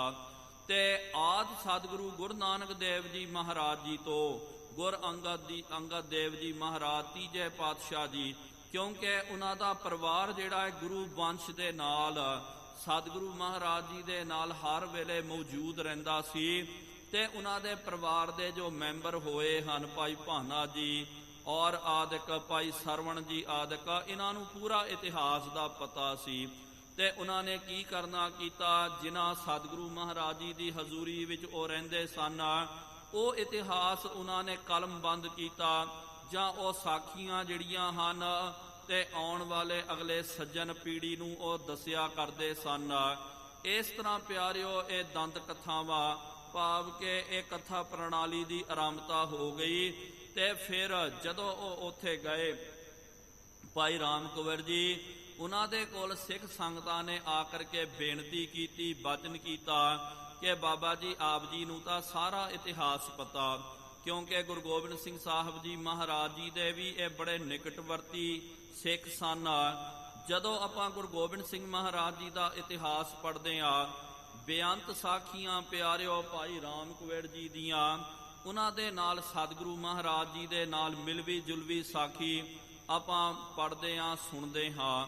ਬਹੁਤ ਲੰਬਾ ਸਮਾਂ ਉਹਨਾਂ ਨੇ ਮਹਾਰਾਜ ਜੀ ਦੇ ਕੋਲ ਰਹਿ ਕਰਕੇ ਬਤੀਤ ਕਰਨਾ ਕੀਤਾ। ਤੇ ਇਹਨਾਂ ਦਾ ਪਰਿਵਾਰ ਜਿਹੜਾ ਹੈ ਸਦਾ ਸਤਿਗੁਰਾਂ ਦੇ ਨਾਲ ਰਿਹਾ ਕਰਦਾ ਸੀ। ਪੂਰੇ ਇਤਿਹਾਸ ਦਾ ਉਹਨਾਂ ਨੂੰ ਪਤਾ, ਤੇ ਉਹ ਨਾਲ ਇਤਿਹਾਸ ਲਿਖਿਆ ਕਰਦੇ ਸਨ ਜਾਂ ਉਹ ਕਥਾ ਅੱਗੇ ਸੁਣਾਉਂਦੇ ਸਨ। ਤੇ ਕਵੀ ਰਾਜ ਜੀ ਦੱਸ ਰਹੇ, ਇਹ ਜੋ ਕਥਾ ਚੱਲ ਰਹੀ, ਇਹ ਜੋ ਲੜੀ ਚੱਲ ਰਹੀ ਨਾ, ਕਿ ਗ੍ਰੰਥ ਦਾ ਮੁੱਢ ਕਿਸ ਤਰ੍ਹਾਂ ਬੱਝਾ, ਕਿਉਂਕਿ ਸਿਰਲੇਖ ਜਿਹੜਾ ਹੈ ਉਹ ਇਹੀ ਹੈ ਕਿ ਇਹ ਗ੍ਰੰਥ ਦਾ ਮੁੱਢ ਕਿਸ ਤਰ੍ਹਾਂ ਬੱਝਾ, ਇਹ ਗ੍ਰੰਥ ਕਿਉਂ ਲਿਖਣਾ ਪਿਆ, ਇਹ ਗ੍ਰੰਥ ਦੇ ਇਤਿਹਾਸਕ ਸਰੋਤ ਕਿਹੜੇ ਸਨ, ਉਹਦਾ ਉਚਾਰਨ ਕਵੀ ਰਾਜ ਜੀ ਕਰ ਰਹੇ ਕਿ ਅਸਲ ਦੇ ਵਿੱਚ ਗੁਰੂ ਨਾਨਕ ਦੇਵ ਜੀ ਮਹਾਰਾਜ ਜੀ ਦੀ ਤਾਂ ਕਥਾ ਖਤਮ ਹੋ ਗਈ ਹੈ, ਉਹਦਾ ਨਾਨਕ ਪ੍ਰਕਾਸ਼ ਜੀ ਦਾ ਤਾਂ ਭੋਗ ਪੈ ਗਿਆ। ਤੇ ਹੁਣ ਦੂਜੇ ਪਾਤਸ਼ਾਹ ਜੀ ਮਹਾਰਾਜ ਜੀ ਦੀ ਕਥਾ ਨਾਲ ਹੀ ਆਰੰਭ ਹੋਣੀ ਚਾਹੀਦੀ ਸੀ, ਲੇਕਿਨ ਅੱਗੇ ਅੰਗਦ ਦੇਵ ਜੀ ਮਹਾਰਾਜ ਜੀ ਦੀ ਕਥਾ ਆਵੇਗੀ। ਲੇਕਿਨ ਕਵੀ ਰਾਜ ਜੀ ਇਹਦਾ ਮੁੱਢ ਦੱਸ ਰਹੇ ਹਨ ਇਹ ਗ੍ਰੰਥ, ਕਿਉਂਕਿ ਕੋਈ ਵੀ ਆਪਾਂ ਪੁੱਛਦੇ ਹਾਂ ਕਿ ਭਾਈ ਇਹ ਤੁਸੀਂ ਸਾਖੀ ਉਚਾਰਨ ਕਰਦੇ ਹੋ, ਸਾਖੀ ਬੋਲਦੇ ਹੋ, ਇਹ ਕਥਾ ਬੋਲਦੇ ਹੋ, ਕਿੱਥੋਂ ਪ੍ਰਾਪਤ ਹੋਈ ਹੈ। ਅੱਜ ਵੀ ਦੇਖੋ ਆਪਾਂ ਕੀ ਕਰਦੇ ਹਾਂ, ਕਈ ਵਾਰੀ ਇਤਿਹਾਸ ਦੇ ਜਦੋਂ ਆਪਾਂ ਪ੍ਰਮਾਣ ਦਿੰਦੇ ਤੇ ਨਾਲ ਵਿਦਵਾਨ ਸੱਜਣ ਇਹ ਦੱਸ ਵੀ ਦਿੰਦੇ ਹਨ ਕਿ ਇਹ ਪ੍ਰਮਾਣ ਗੁਰੂ ਗ੍ਰੰਥ ਸਾਹਿਬ ਜੀ ਮਹਾਰਾਜ ਜੀ ਦੇ ਵਿੱਚ ਹੈ। ਕਈ ਤਾਂ ਪਿਆਰਿਓ ਇੰਨੀ ਵਿਦਵਤਾ ਦੇ ਨਾਲ ਭਰੇ ਹੋਏ ਹੁੰਦੇ, ਉਹ ਰਾਗ ਦੇ ਬਾਬਤ ਵੀ ਪੰਨਾ ਨੰਬਰ ਵੀ ਦੱਸ ਦਿੰਦੇ ਹਨ, ਜਾਂ ਇਹ ਪ੍ਰਮਾਣ ਜਿਹੜਾ ਦਸਮ ਗ੍ਰੰਥ ਸਾਹਿਬ ਜੀ ਮਹਾਰਾਜ ਜੀ ਦੇ ਵਿੱਚੋਂ ਲਿਆ ਗਿਆ, ਜਾਂ ਭਾਈ ਗੁਰਦਾਸ ਸਾਹਿਬ ਜੀ ਦੀਆਂ ਵਾਰਾਂ ਦੇ ਵਿੱਚੋਂ। ਤੇ ਆਪਾਂ ਕਈ ਪਿਆਰਿਓ ਸਾਖੀਆਂ ਜਦੋਂ ਸਰਵਣ ਕਰਾਉਂਦੇ ਤੇ ਨਾਲ ਕਈ ਵਾਰੀ ਆਪਾਂ ਦੱਸ ਵੀ ਦਿੰਦੇ, ਕਈ ਵਿਦਵਾਨ ਇਹ ਵੀ ਕਹਿ ਦਿੰਦੇ ਕਿ ਭਾਈ ਇਹ ਕਥਾ ਜਿਹੜੀ ਹੈ ਇਹ ਫਲਾਣੇ ਗ੍ਰੰਥ ਦੇ ਵਿੱਚ ਇੰਜ ਉਹਨਾਂ ਨੇ ਉਲੇਖ ਕਰਨਾ ਕੀਤਾ, ਬਚਨ ਕਰਨਾ ਕੀਤਾ। ਇਸ ਤਰ੍ਹਾਂ ਹੀ ਪਿਆਰਿਓ ਇਹ ਪੂਰੇ ਇਤਿਹਾਸਕ ਪ੍ਰੂਫ ਜਿਹੜੇ ਹਨ ਕਵੀ ਰਾਜ ਜੀ ਦੱਸ ਰਹੇ ਕਿ ਇਹ ਗ੍ਰੰਥ ਦਾ ਮੁੱਢ ਕਿਸ ਤਰ੍ਹਾਂ ਬੱਝਾ, ਇਹਦੇ ਵਿੱਚੋਂ ਜੋ ਸਾਖੀਆਂ ਹਨ, ਕਿਉਂਕਿ ਇਹ ਗ੍ਰੰਥ ਦੀ ਰਚਨਾ ਪਿਆਰਿਓ ਤੇ ਸੰਮਤ 1823 ਤੋਂ ਬਾਅਦ ਹੋਈ ਹੈ ਇਹ ਗ੍ਰੰਥ ਦੀ ਰਚਨਾ। ਤੇ ਸਤਿਗੁਰੂ ਸ੍ਰੀ ਗੁਰੂ ਗੋਬਿੰਦ ਸਿੰਘ ਸਾਹਿਬ ਜੀ ਮਹਾਰਾਜ ਜੀ 1708 ਨੂੰ ਜੋਤੀ ਜੋਤ ਸਮਾ ਗਏ ਸਨ। ਤਕਰੀਬਨ ਪਿਆਰਿਓ 1 ਸਦੀ ਤੋਂ ਬਾਅਦ ਇਹ ਗ੍ਰੰਥ ਲਿਖਿਆ ਗਿਆ। ਕਵੀ ਰਾਜ ਜੀ ਤਾਂ ਮੌਜੂਦ ਨਹੀਂ ਸਨ ਮਹਾਰਾਜ ਜੀ ਦੇ ਵੇਲੇ। ਗੁਰੂ ਨਾਨਕ ਦੇਵ ਜੀ ਮਹਾਰਾਜ ਜੀ, ਉਹਨਾਂ ਤੋਂ ਪਿਆਰਿਓ ਗੁਰੂ ਗੋਬਿੰਦ ਸਿੰਘ ਮਹਾਰਾਜ ਜੀ ਤੋਂ ਪਹਿਲਾਂ 150 ਸਾਲ ਪਹਿਲੇ ਦੀ ਗੱਲ ਹੈ। ਤੇ ਫਿਰ ਉਹ ਦੱਸ ਰਹੇ ਹਨ ਕਿ ਭਾਈ ਇਹ ਬਚਨ ਜਿਹੜਾ ਅਸਾਂ ਨੇ ਇਹ ਸਾਖੀਆਂ ਇੱਥੋਂ ਲਈਆਂ। ਹੁਣ ਆਪਾਂ ਜਦੋਂ ਵੀ ਪਿਆਰਿਓ ਕੋਈ ਕਿਤਾਬਾਂ ਪੜ੍ਹਦੇ ਹਾਂ, ਕਈ ਗ੍ਰੰਥ ਪੜ੍ਹਦੇ ਹਾਂ, ਅੱਜ ਕੱਲ੍ਹ ਵਿਦਵਾਨਾਂ ਨੇ, ਕਿਉਂਕਿ ਜ਼ਿਆਦਾ ਕਰਕੇ ਆਪਾਂ ਕਿਤਾਬਾਂ ਨੂੰ ਪੜ੍ਹਨ ਦਾ ਲੋਕਾਂ ਨੂੰ ਸ਼ੌਂਕ ਹੀ ਹਟ ਗਿਆ, ਲੇਕਿਨ ਫਿਰ ਵੀ ਤੁਸੀਂ ਕੋਈ ਇਤਿਹਾਸਕ ਗ੍ਰੰਥ ਜਿਹੜੇ ਹਨ ਜਾਂ ਕੋਈ ਵਧੀਆ ਜਿਹੜਾ ਲੇਖਕ ਜਿਹੜਾ ਹੈ ਉਹਦੀ ਜਦੋਂ ਆਪ ਜੀ ਕਿਤਾਬ ਪੜ੍ਹੋਗੇ, ਉਹ ਕੀ ਕਰਦੇ, ਕੋਈ ਜਦੋਂ ਕੋਈ ਸਾਖੀ ਜਾਂ ਕੋਈ ਪ੍ਰਮਾਣ ਦਿੰਦੇ, ਕਥਾ ਉਚਾਰਨ ਕਰਦੇ, ਤੇ ਨਾਲ ਹੀ ਪਿਆਰਿਓ ਥੱਲੇ ਟੂਕ ਦੇ ਦਿੰਦੇ ਹਨ ਕਿ ਭਾਈ ਆ ਪ੍ਰਮਾਣ ਫਲਾਣੇ ਗ੍ਰੰਥ ਦੇ ਵਿੱਚੋਂ ਲਿਆ ਗਿਆ, ਆ ਪ੍ਰਮਾਣ ਫਲਾਣੇ ਗ੍ਰੰਥ ਦੇ ਵਿੱਚੋਂ ਪ੍ਰਾਪਤ ਹੋਇਆ। ਉਹ ਪੂਰਾ ਖੁਲਾਸਾ ਕਰ ਦਿੰਦੇ ਕਿ ਭਾਈ, ਕਿਉਂਕਿ ਕੋਈ ਕਿੰਤੂ ਕਰ ਸਕਦਾ ਕਿ ਭਾਈ ਤੂੰ ਹੁਣ ਮੌਜੂਦ ਹੈ ਤੇ ਤੂਨੇ ਅੱਜ ਤੋਂ 500 ਸਾਲ ਪਹਿਲੇ ਜੋ ਘਟਨਾ ਹੋਈ ਹੈ ਉਹਨੂੰ ਕਿਸ ਤਰ੍ਹਾਂ ਲਿਖਣਾ ਕੀਤਾ, ਤੇਰੇ ਕੋਲ ਕੀ ਆਧਾਰ ਹੈ। ਤੇ ਉਹ ਆਧਾਰ ਦੱਸ ਦਿੰਦੇ ਕਿ ਭਾਈ ਇਸ ਮੇਰੇ ਕੋਲ ਆਧਾਰ ਹੈ, ਇਹ ਇਤਿਹਾਸਕ ਸਰੋਤਾਂ ਦੇ ਵਿੱਚੋਂ ਮੈਨੇ ਇਹ ਸਾਖੀ ਨੂੰ ਪ੍ਰਾਪਤ ਕਰਨਾ ਕੀਤਾ। ਤੇ ਕਵੀ ਰਾਜ ਕਵੀ ਭਾਈ ਸੰਤੋਖ ਸਿੰਘ ਸਾਹਿਬ ਜੀ ਇਹਦਾ ਵੇਰਵਾ ਦੱਸ ਰਹੇ, ਇਹਦਾ ਮੁੱਢ ਦੱਸ ਰਹੇ। ਤੇ ਫਿਰ ਸੰਗਤਾਂ ਨੇ ਬੇਨਤੀ ਕੀਤੀ ਸੀ, ਕਿਉਂਕਿ ਹੁਣ ਅੱਜ ਕਈ ਜਿਹੜੇ ਸਿੰਘ ਉਹਨਾਂ ਨੇ ਕਿਹਾ ਕਿ ਥੋੜਾ ਜਿਹਾ ਖੁਲਾਸਾ ਕਰ ਦਿਓ, ਪਤਾ ਨਹੀਂ ਚੱਲ ਰਿਹਾ ਕਿ ਕੀ ਸਾਖੀ ਕਿਸ ਪਾਸੇ ਜਾ ਰਹੀ ਹੈ। ਤੇ ਫਿਰ ਸਿੱਖਾਂ ਨੇ ਬੇਨਤੀ ਕੀਤੀ ਸੀ ਕਵੀ ਭਾਈ ਸੰਤੋਖ ਸਿੰਘ ਸਾਹਿਬ ਜੀ ਨੂੰ, ਜਦੋਂ ਉਹਨਾਂ ਨੇ ਕਿਹਾ ਨਾ ਭਾਈ ਰਾਮ ਕੁਵੈੜ ਜੀ ਦੀ ਗੱਲ ਦੱਸਣੀ ਕੀਤੀ, ਤੇ ਸਿੱਖਾਂ ਨੇ ਕਿਹਾ ਕਿ ਬਾਬਾ ਜੀ ਕਵੀ ਰਾਜ ਜੀ, ਭਾਈ ਰਾਮ ਕੁਵੈੜ ਜੀ ਦੇ ਬਾਬਤ ਕੁਝ ਸਾਖੀਆਂ ਤਾਂ ਦੱਸੋ ਕਿ ਉਹ ਕਿਹੋ ਜਿਹੇ ਮਹਾਂਪੁਰਖ ਸਨ, ਉਹਨਾਂ ਦਾ ਜੀਵਨ ਕਿਸ ਤਰ੍ਹਾਂ ਦਾ ਸੀ। ਤਾਂ ਕਵੀ ਰਾਜ ਭਾਈ ਸੰਤੋਖ ਸਿੰਘ ਸਾਹਿਬ ਜੀ ਭਾਈ ਰਾਮ ਕੁਵੈੜ ਜੀ ਅੰਮ੍ਰਿਤ ਛਕਣ ਤੋਂ ਬਾਅਦ ਜਿਨ੍ਹਾਂ ਦਾ ਨਾਮ ਭਾਈ ਗੁਰਬਖਸ਼ ਸਿੰਘ ਜਿਹੜਾ ਰੱਖਿਆ ਗਿਆ, ਤੇ ਬਾਬਾ ਬੁੱਢਾ ਸਾਹਿਬ ਜੀ ਦੇ ਇਹ ਅੰਸ਼ ਬੰਸ ਦੇ ਵਿੱਚੋਂ ਸਨ, ਉਹਨਾਂ ਦੀਆਂ ਕੁਝ ਸਾਖੀਆਂ ਜਿਹੜਾ ਹੈ ਉਹ ਕਵੀ ਰਾਜ ਜੀ ਹੁਣ ਦੱਸ ਰਹੇ। ਪਹਿਲੇ ਉਹਨਾਂ ਨੇ ਇਹਨਾਂ ਦਾ ਜਸ ਕਰਨਾ ਕੀਤਾ ਬਾਬਾ ਬੁੱਢਾ ਸਾਹਿਬ ਜੀ ਦਾ, ਜਿਸ ਤਰ੍ਹਾਂ ਕੱਲ ਬੜੇ ਪ੍ਰਮਾਣ ਉਹਨਾਂ ਨੇ ਦਿੱਤੇ ਕਿ ਸਮੁੰਦਰ ਤੋਂ ਅੱਗੇ ਪਿਆਰਿਓ ਕੋਈ ਜਲ ਦੀ, ਉਸ ਤੋਂ ਅੱਗੇ ਕੋਈ ਗਹਿਰਾਈ ਨਹੀਂ ਹੈ। ਇਸ ਤਰ੍ਹਾਂ ਹੀ ਬਾਬਾ ਬੁੱਢਾ ਸਾਹਿਬ ਜੀ ਤੋਂ ਅੱਗੇ ਕੋਈ ਨਹੀਂ ਹੈ। ਹਵਾ ਤੋਂ ਅੱਗੇ ਪਿਆਰਿਓ ਕੋਈ ਪੌਣ ਨਹੀਂ ਹੈ। ਇਸ ਤਰ੍ਹਾਂ ਹੀ ਭਾਈ ਬਾਬਾ ਬੁੱਢਾ ਸਾਹਿਬ ਜੀ ਤੋਂ ਅੱਗੇ ਕੋਈ ਨਹੀਂ ਹੈ। ਤਰ੍ਹਾਂ ਤਰ੍ਹਾਂ ਦੇ ਪ੍ਰਮਾਣ ਦੇ ਕਰਕੇ ਤੇ ਮਹਾਰਾਜ ਜੀ ਨੇ ਬਚਨ ਕੀਤਾ ਸੀ ਨਾ, ਬਾਬਾ ਬੁੱਢਾ ਜੀ ਆਪ ਜੀ ਸਿੱਖੀ ਦੀ ਹੱਦ ਹੋ ਗਏ। ਜਿਸ ਤਰ੍ਹਾਂ ਪਾਣੀ ਦਾ ਹੱਦ ਪਿਆਰਿਓ ਸਮੁੰਦਰ ਹੁੰਦਾ, ਸਭ ਤੋਂ ਵੱਧ ਤਾਂ ਜਿਹੜਾ ਕੋਈ ਪਾਣੀ ਹੈ ਹੀ ਨਹੀਂ ਹੈ, ਸਭ ਤੋਂ ਵੱਧ ਜਲ ਜਿਹੜਾ ਹੈ। ਤੇ ਆਪਾਂ ਨਿੱਕੀਆਂ ਹਵਾਵਾਂ ਵੇਖਦੇ ਹਾਂ, ਲੇਕਿਨ ਸਭ ਤੋਂ ਖੁੱਲੀ ਹਵਾ ਜਿਹੜੀ ਹੈ ਉਸ ਤੋਂ ਅੱਗੇ ਤਾਂ ਉਹ ਹੱਦ ਆ ਜਾਂਦਾ। ਆਕਾਸ਼ ਤੋਂ ਵੱਡਾ ਕੋਈ ਆਕਾਸ਼ ਨਹੀਂ ਹੈ, ਉਹ ਆਕਾਸ਼ ਸਾਰਿਆਂ ਦਾ ਹੱਦ ਹੈ। ਇਸ ਤਰ੍ਹਾਂ ਹੀ ਬਾਬਾ ਬੁੱਢਾ ਸਾਹਿਬ ਜੀ ਆਪ ਜੀ ਸਿੱਖੀ ਦੀ ਹੱਦ ਹੋ। ਹੁਣ ਕਵੀ ਰਾਜ ਜੀ ਭਾਈ ਰਾਮ ਕੁਵੈੜ ਜੀ ਦੇ ਬਾਬਤ ਕੁਝ ਸਾਖੀਆਂ ਇੱਥੇ ਉਚਾਰਨ ਕਰ ਰਹੇ। ਸਭ ਤੋਂ ਪਹਿਲੇ ਜੋ ਹੁਣ ਸਾਖੀ ਚੱਲ ਆਵੇਗੀ ਉਹਦੇ ਵਿੱਚ ਇਹੀ ਦੱਸਣਾ ਕਿ ਮਹਾਂਪੁਰਖ ਜਿਹੜੇ ਸਾਧੂ ਬੋਲੇ, ਸਹਿਜ ਸੁਭਾਏ ਸਾਧਕਾ ਬੋਲਿਆ ਬਿਰਥਾ ਨਾ ਜਾਏ। ਮਹਾਂਪੁਰਖ ਜਿਹੜੇ ਹਨ ਸਹਿਜ ਸੁਭਾਈ ਬਚਨ ਕਰਦੇ ਹਨ, ਉਹਨਾਂ ਦਾ ਬਚਨ ਕਦੇ ਵਿਅਰਥ ਨਹੀਂ ਜਾਂਦਾ। ਅੰਡ ਬਿਨਾਸੀ ਜੇਰ ਬਿਨਾਸੀ ਉਤ ਭੁਜ ਸੇਤ ਬਿਨਾਸਾ ਚਾਰ ਬਿਨਾਸੀ ਖਟਹਿ ਬਿਨਾਸੀ ਸਾਧ ਬਚਨ ਨਹਿ ਚਲਾਧਾ। ਸਾਧਾਂ ਦਾ ਬਚਨ ਜਿਹੜਾ ਹੈ ਨਿਹਚਲ ਹੁੰਦਾ ਹੈ, ਸਾਧ ਬਚਨ ਅਟ ਲਾਧਾ, ਤੇ ਉਹਨਾਂ ਦਾ ਬਚਨ ਅਟਲ ਵੀ ਹੁੰਦਾ। ਹੁਣ ਕਿਸ ਤਰ੍ਹਾਂ ਉਹਨਾਂ ਦਾ ਬਚਨ ਅਟਲ ਹੁੰਦਾ? ਜਿਹੜੇ ਕਮਾਈ ਵਾਲੇ ਮਹਾਂਪੁਰਖ ਹੁੰਦੇ ਹਨ ਉਹਨਾਂ ਦਾ ਬਚਨ ਪਿਆਰਿਓ ਕਦੇ ਵਿਅਰਥ ਨਹੀਂ ਜਾਂਦਾ ਹੈ। ਹੁਣ ਉਹਨਾਂ ਦੀ ਦਿਵਯਤਾ ਦੇ ਬਾਬਤ ਕਵੀ ਰਾਜੀ ਹੁਣ ਸਾਖੀਆਂ ਉਚਾਰਨ ਕਰ ਰਹੇ। ਆਓ ਪਿਆਰਿਓ ਉਹ ਇਤਿਹਾਸ ਆਪਾਂ ਸਰਵਣ ਕਰਨਾ ਕਰੀਏ। ਕੋਈ ਵੀ ਰਸਨਾ ਵਾਂਝੀ ਨਾ ਰਵੇ। ਸਤਿਗੁਰੂ ਮਹਾਰਾਜ ਜੀ ਦੇ ਦਰ ਤੇ ਆਪਣੀ ਹਾਜ਼ਰੀ ਨੂੰ ਦਰਜ ਕਰਵਾਉਂਦਿਆਂ ਹੋਇਆਂ ਪ੍ਰੇਮ ਤੇ ਸਤਿਕਾਰ ਸਹਿਤ ਉਚਾਰਨ ਕਰਨਾ ਕਰੋ ਜੀ। ਸਤਿਨਾਮ ਸ੍ਰੀ ਵਾਹਿਗੁਰੂ ਜੀ। ਫਿਰ ਇੱਕ ਵਾਰੀ ਉਚਾਰਨ ਕਰੋ ਜੀ ਸਤਿਨਾਮ ਸ਼੍ਰੀ ਵਾਹਿਗੁਰੂ ਜੀ। ਸਤਨਾਮ ਸ਼੍ਰੀ ਵਾਹਿਗੁਰੂ ਸਾਹਿਬ ਜੀ। ਚੌਪਈ ਰਾਮ ਕੁੰਵਰ ਕੇ ਢਿੱਗ ਲੈ ਗਏ। ਜਦੋਂ ਬਾਬਾ ਰਾਮ ਕੁੰਵਰ ਜੀ ਆਪਣੇ ਜੱਦੀ ਪੁਸ਼ਤੀ ਨਗਰ ਜਿਹੜਾ ਹੈ ਰਮਦਾਸ, ਉੱਥੇ ਜਦੋਂ ਜਾ ਕਰਕੇ ਰਿਹਾ ਕਰਦੇ ਸਨ ਤੇ ਇੱਕ ਵਾਰੀ ਸੰਗਤਾਂ ਨੇ ਕੀ ਕਰਨਾ ਕੀਤਾ, ਸੰਗਤਾਂ ਦੇ ਵਿੱਚੋਂ ਕਿਸੇ ਪ੍ਰੇਮੀ ਨੇ ਉਹਨਾਂ ਦੇ ਘਰ ਦੇ ਵਿੱਚ ਕੋਈ ਜੀ ਜਿਹੜਾ ਹੈ ਚਲਾਣਾ ਕਰ ਗਿਆ ਤੇ ਚਲਾਣਾ ਕਰ ਗਿਆ ਤੇ ਉਹਨਾਂ ਨੇ ਕੀ ਕਰਨਾ ਕੀਤਾ, ਪਹਿਲਾਂ ਜਿਹੜਾ ਸੁੱਚਾ ਥਾਲ ਕੱਢ ਕੇ ਉਹਨਾਂ ਨੇ ਉਹ ਭੋਜਨ ਜਿਹੜਾ ਹੈ ਭਾਈ ਰਾਮ ਕੁੰਵਰ ਜੀ ਦੇ ਕੋਲ ਭੇਜਣਾ ਕੀਤਾ। ਪਾਇਸ ਸੀਤਾ ਕ੍ਰਿਤ ਇਕ ਮਈ। ਤੇ ਫਿਰ ਉਹਨਾਂ ਨੇ ਕੀ ਕੀਤਾ ਹੈ, ਉਹਦੇ ਵਿੱਚ ਬਹੁਤ ਵਧੀਆ ਖੀਰ ਜਿਹੜੀ ਹੈ ਤੇ ਨਿਤ ਰਸੋਈ ਤੇਰੀ ਹੈ, ਘਿਓ ਮੈਦਾ ਖਾਨ। ਤੇ ਫਿਰ ਘਿਓ ਵਾਲੀ ਖੀਰ ਜਿਹੜੀ ਹੈ, ਕਿਉਂਕਿ ਖੀਰ ਵੀ ਪਿਆਰਿਓ ਆਪਾਂ ਕਈ ਵਾਰੀ ਹੁਣ ਵੇਖਦੇ ਹਾਂ ਕਈ ਬਣਾ ਲੈਂਦੇ ਹਨ, ਪਤਾ ਨਹੀਂ ਲੱਗਦਾ ਕਿ ਦੁੱਧ ਇੱਕ ਪਾਸੇ ਚਲ ਜਾਂਦਾ, ਚੌਲ ਵੱਖਰੇ ਰਹਿ ਜਾਂਦੇ।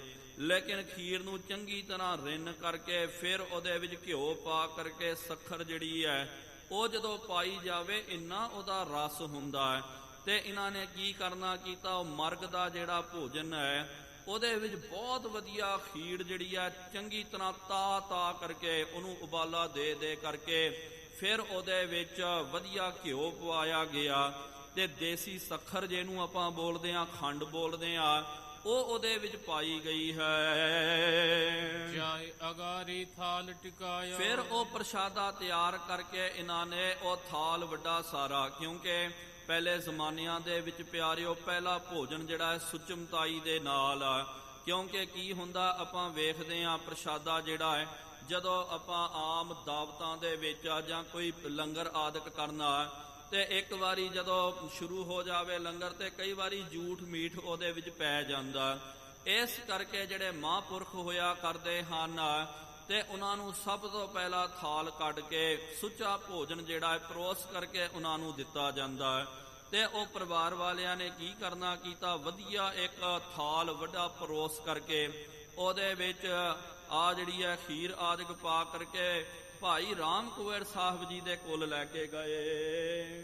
ਰੁਚ ਸੂ ਸਵਾਦਲ ਕਰ ਕਰ ਖਾਇਆ। ਤੇ ਭਾਈ ਰਾਮ ਕੁੰਵਰ ਕਰਨਾ ਕੀਤਾ, ਜਦੋਂ ਥਾਲ ਆ ਗਿਆ ਤੇ ਉਹਨਾਂ ਨੇ ਬੜੇ ਪ੍ਰੇਮ ਦੇ ਨਾਲ ਰਸ ਲੈ ਲੈ ਕਰਕੇ ਉਹਨਾਂ ਨੇ ਪ੍ਰਸ਼ਾਦਾ ਛਕਣਾ ਕੀਤਾ, ਕਿਉਂਕਿ ਰਸ ਪਿਆਰਿਓ ਸਿਰਫ ਇੱਕ ਇਹ ਬਣ ਗਿਆ, ਆਪਾਂ ਵੀ ਸਿਰਫ ਇੱਕ ਨਾਮ ਮਾਤਰ ਲੈਂਦੇ ਹਾਂ ਕਿ ਭਾਈ ਆਹ ਰਸ ਦਾ ਭੋਜਨ ਹੈ ਉਹ ਹੈ, ਲੇਕਿਨ ਧਿਆਨ ਹੀ ਨਹੀਂ ਹੁੰਦਾ। ਆਪਾਂ ਛਕਦੇ ਹਾਂ ਫਿਰ ਗੱਪਾ ਗੱਪ ਆਪਾਂ ਛਕੀ ਜਾਂਦੇ, ਉਹਦੇ ਰਸ ਦਾ ਸਾਨੂੰ ਪਤਾ ਨਹੀਂ ਹੁੰਦਾ। ਲੇਕਿਨ ਧਿਆਨ ਦੇ ਨਾਲ ਜਦੋਂ ਆਪਾਂ ਪ੍ਰਸ਼ਾਦਾ ਛਕਦੇ ਹਾਂ ਇੱਕ ਇੱਕ ਬੁਰਕੀ ਦੇ ਵਿੱਚ ਪਿਆਰਿਓ ਸਾਨੂੰ ਸਵਾਦ ਆਉਂਦਾ। ਨਹੀਂ ਤਾਂ ਅਵਲ ਪਹਿਲਾ ਜਿਹੜਾ ਗੱਫਾ ਹੁੰਦਾ, ਪਹਿਲੀ ਜਿਹੜੀ ਬੁਰਕੀ ਹੁੰਦੀ ਹੈ ਉਹਦਾ ਹੀ ਸਵਾਦ ਆਪਾਂ ਲੈਂਦੇ ਹਾਂ, ਉਹ ਤੋਂ ਬਾਅਦ ਤਾਂ ਬਸ ਲਾਲਚ ਦੇ ਵਸ ਆਪਾਂ ਖਾਈ ਜਾਂਦੇ ਹਾਂ। ਕਦੇ ਵੇਖੋ ਕਦੇ ਇਹਦੇ ਵੱਲ ਧਿਆਨ ਦੇਣਾ ਚਾਹੀਦਾ। ਕੋਈ ਵੀ ਆਪਾਂ ਪ੍ਰਸ਼ਾਦਾ ਛਕਦੇ ਸਾਨੂੰ ਲੱਗਦਾ ਹੈ ਬਹੁਤ ਵਧੀਆ ਵੈਰਾਈਟੀ ਹੈ ਤੇ ਆਪਾਂ ਜਦੋਂ ਛਕਦੇ ਹਾਂ ਪਹਿਲਾ ਜਿਹੜਾ ਉਹਦਾ ਗੱਫਾ ਹੁੰਦਾ, ਬੁਰਕੀ ਹੁੰਦੀ ਹੈ, ਸਵਾਦ ਆਪਾਂ ਉਹਦਾ ਹੀ ਲੈਂਦੇ। ਇੱਕ ਵਾਰੀ ਸਵਾਦ ਆ ਗਿਆ ਫਿਰ ਸਾਡਾ ਧਿਆਨ ਹੀ ਹਟ ਜਾਂਦਾ, ਫਿਰ ਆਪਾਂ ਖਾਈ ਜਾਂਦੇ ਹਾਂ, ਡੱਕੀ ਜਾਂਦੇ ਹਾਂ। ਨਹੀਂ ਪਿਆਰਿਓ, ਕਹਿੰਦੇ ਨਾ ਪ੍ਰਸ਼ਾਦਾ ਛਕਣਾ ਇਹ ਵੀ ਬਹੁਤ ਵੱਡੀ ਕਲਾ ਹੈ। ਇਹਨੂੰ ਵੀ ਧਿਆਨ ਦੇ ਨਾਲ ਇੱਕ ਇੱਕ ਬੁਰਕੀ ਜਦੋਂ ਆਪਾਂ ਲੈਂਦੇ ਆ, ਕੌੜ ਭਰ ਕੇ ਛਕਦੇ ਆ, ਤੁਸੀਂ ਧਿਆਨ ਦੇ ਨਾਲ ਪ੍ਰਸ਼ਾਦਾ ਛਕਣਾ ਕਰੋ, ਬਹੁਤ ਜ਼ਿਆਦਾ ਸਵਾਦ ਆਵੇਗਾ, ਰਸ ਆਵੇਗਾ। ਬੜੇ ਧਿਆਨ ਦੇ ਨਾਲ ਉਹਨਾਂ ਨੇ ਪ੍ਰਸ਼ਾਦਾ ਜਿਹੜਾ ਛਕਣਾ ਕੀਤਾ, ਸਵਾਦ ਲੈ ਲੈ ਕਰਕੇ। ਪੁਨਹ ਪਾਨ ਕਰ ਸੀਤਲ ਪਾਨੀ। ਫਿਰ ਪ੍ਰਸ਼ਾਦਾ ਛਕ ਕਰਕੇ ਸੀਤਲ ਜਲ ਜਿਹੜਾ ਉਹਨਾਂ ਨੇ ਛਕਣਾ ਕੀਤਾ। ਰਾਹਕ ਸੂ ਤਬ ਬੋਲਿਓ ਬਾਨੀ। ਫਿਰ ਬਹੁਤ ਆਨੰਦ ਦੇ ਵਿੱਚ ਆ ਕਰਕੇ ਉਹਨਾਂ ਨੇ ਫਿਰ ਬਚਨ ਕਰਨਾ ਕੀਤਾ ਭਾਈ ਰਾਮ ਕੁੰਵਰ ਜੀ ਨੇ।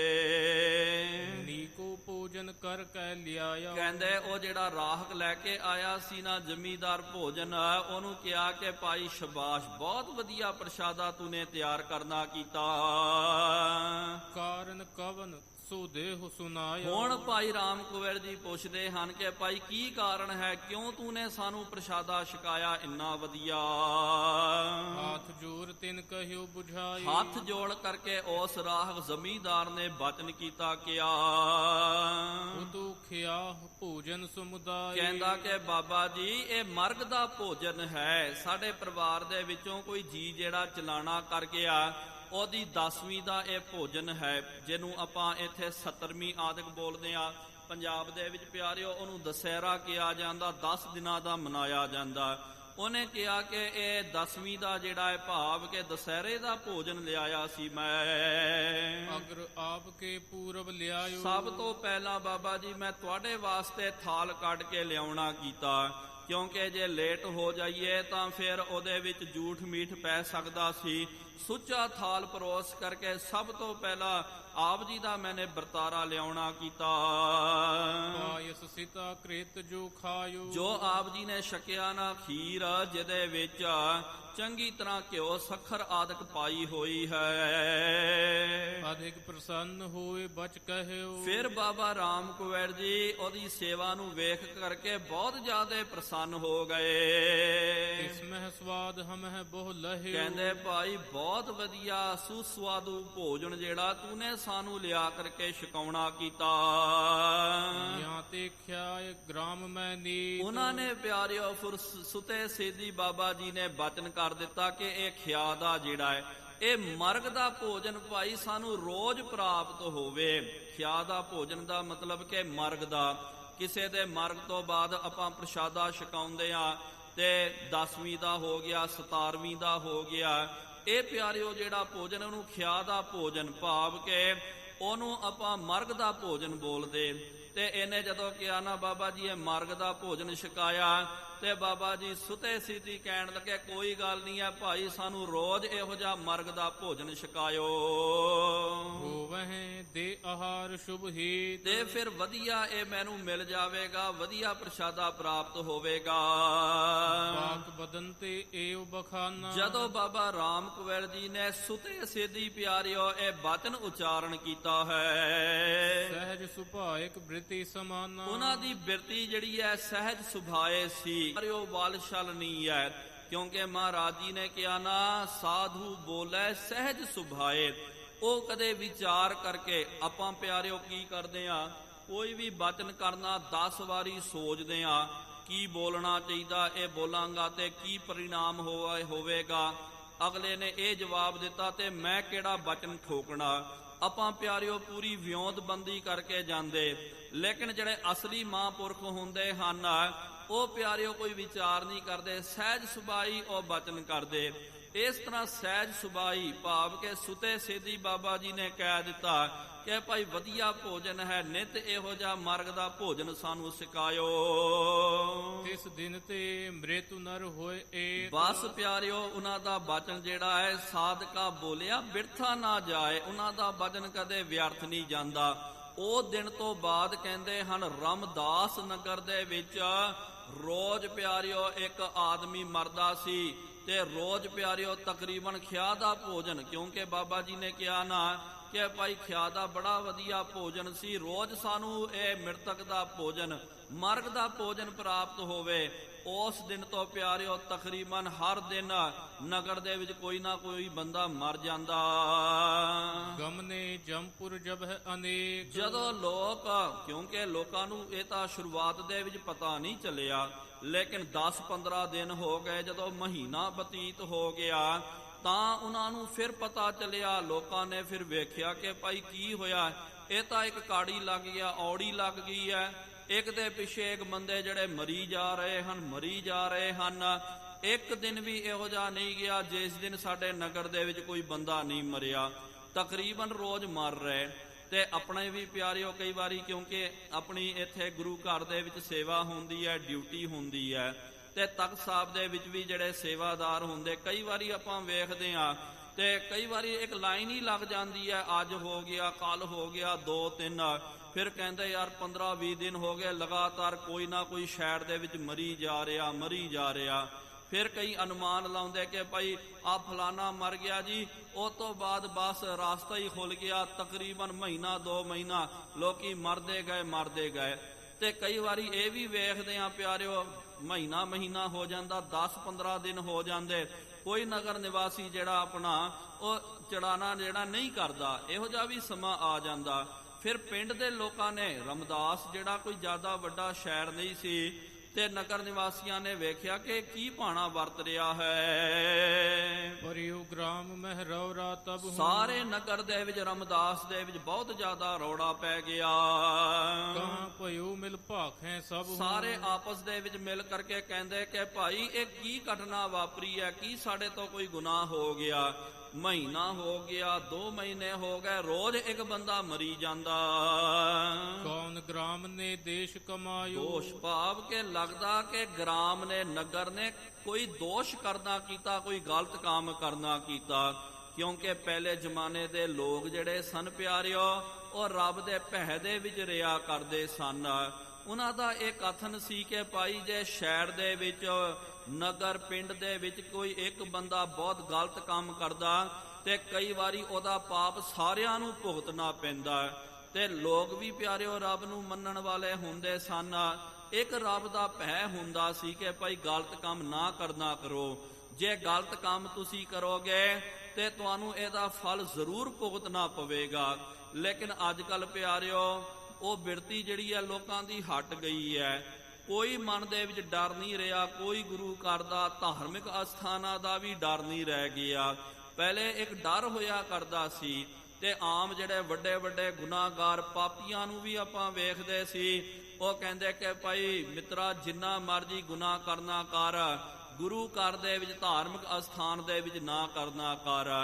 ਜੇ ਤੂੰ ਇੱਥੇ ਕਰੇਗਾ ਤੇ ਤੂੰ ਕਿੱਥੇ ਵੀ ਨਹੀਂ ਬਖਸ਼ੇ ਜਾਣਾ ਹੈ। ਜੇ ਠੀਕ ਹੈ ਬਾਹਰ ਕੋਈ ਗਲਤ ਕੰਮ ਹੋ ਜਾਵੇ, ਗੁਰੂ ਘਰ ਦੇ ਵਿੱਚ, ਧਾਰਮਿਕ ਅਸਥਾਨ ਤੇ ਆ ਕਰਕੇ ਆਪਾਂ ਬਖਸ਼ੇ ਜਾ ਸਕਦੇ ਹਾਂ।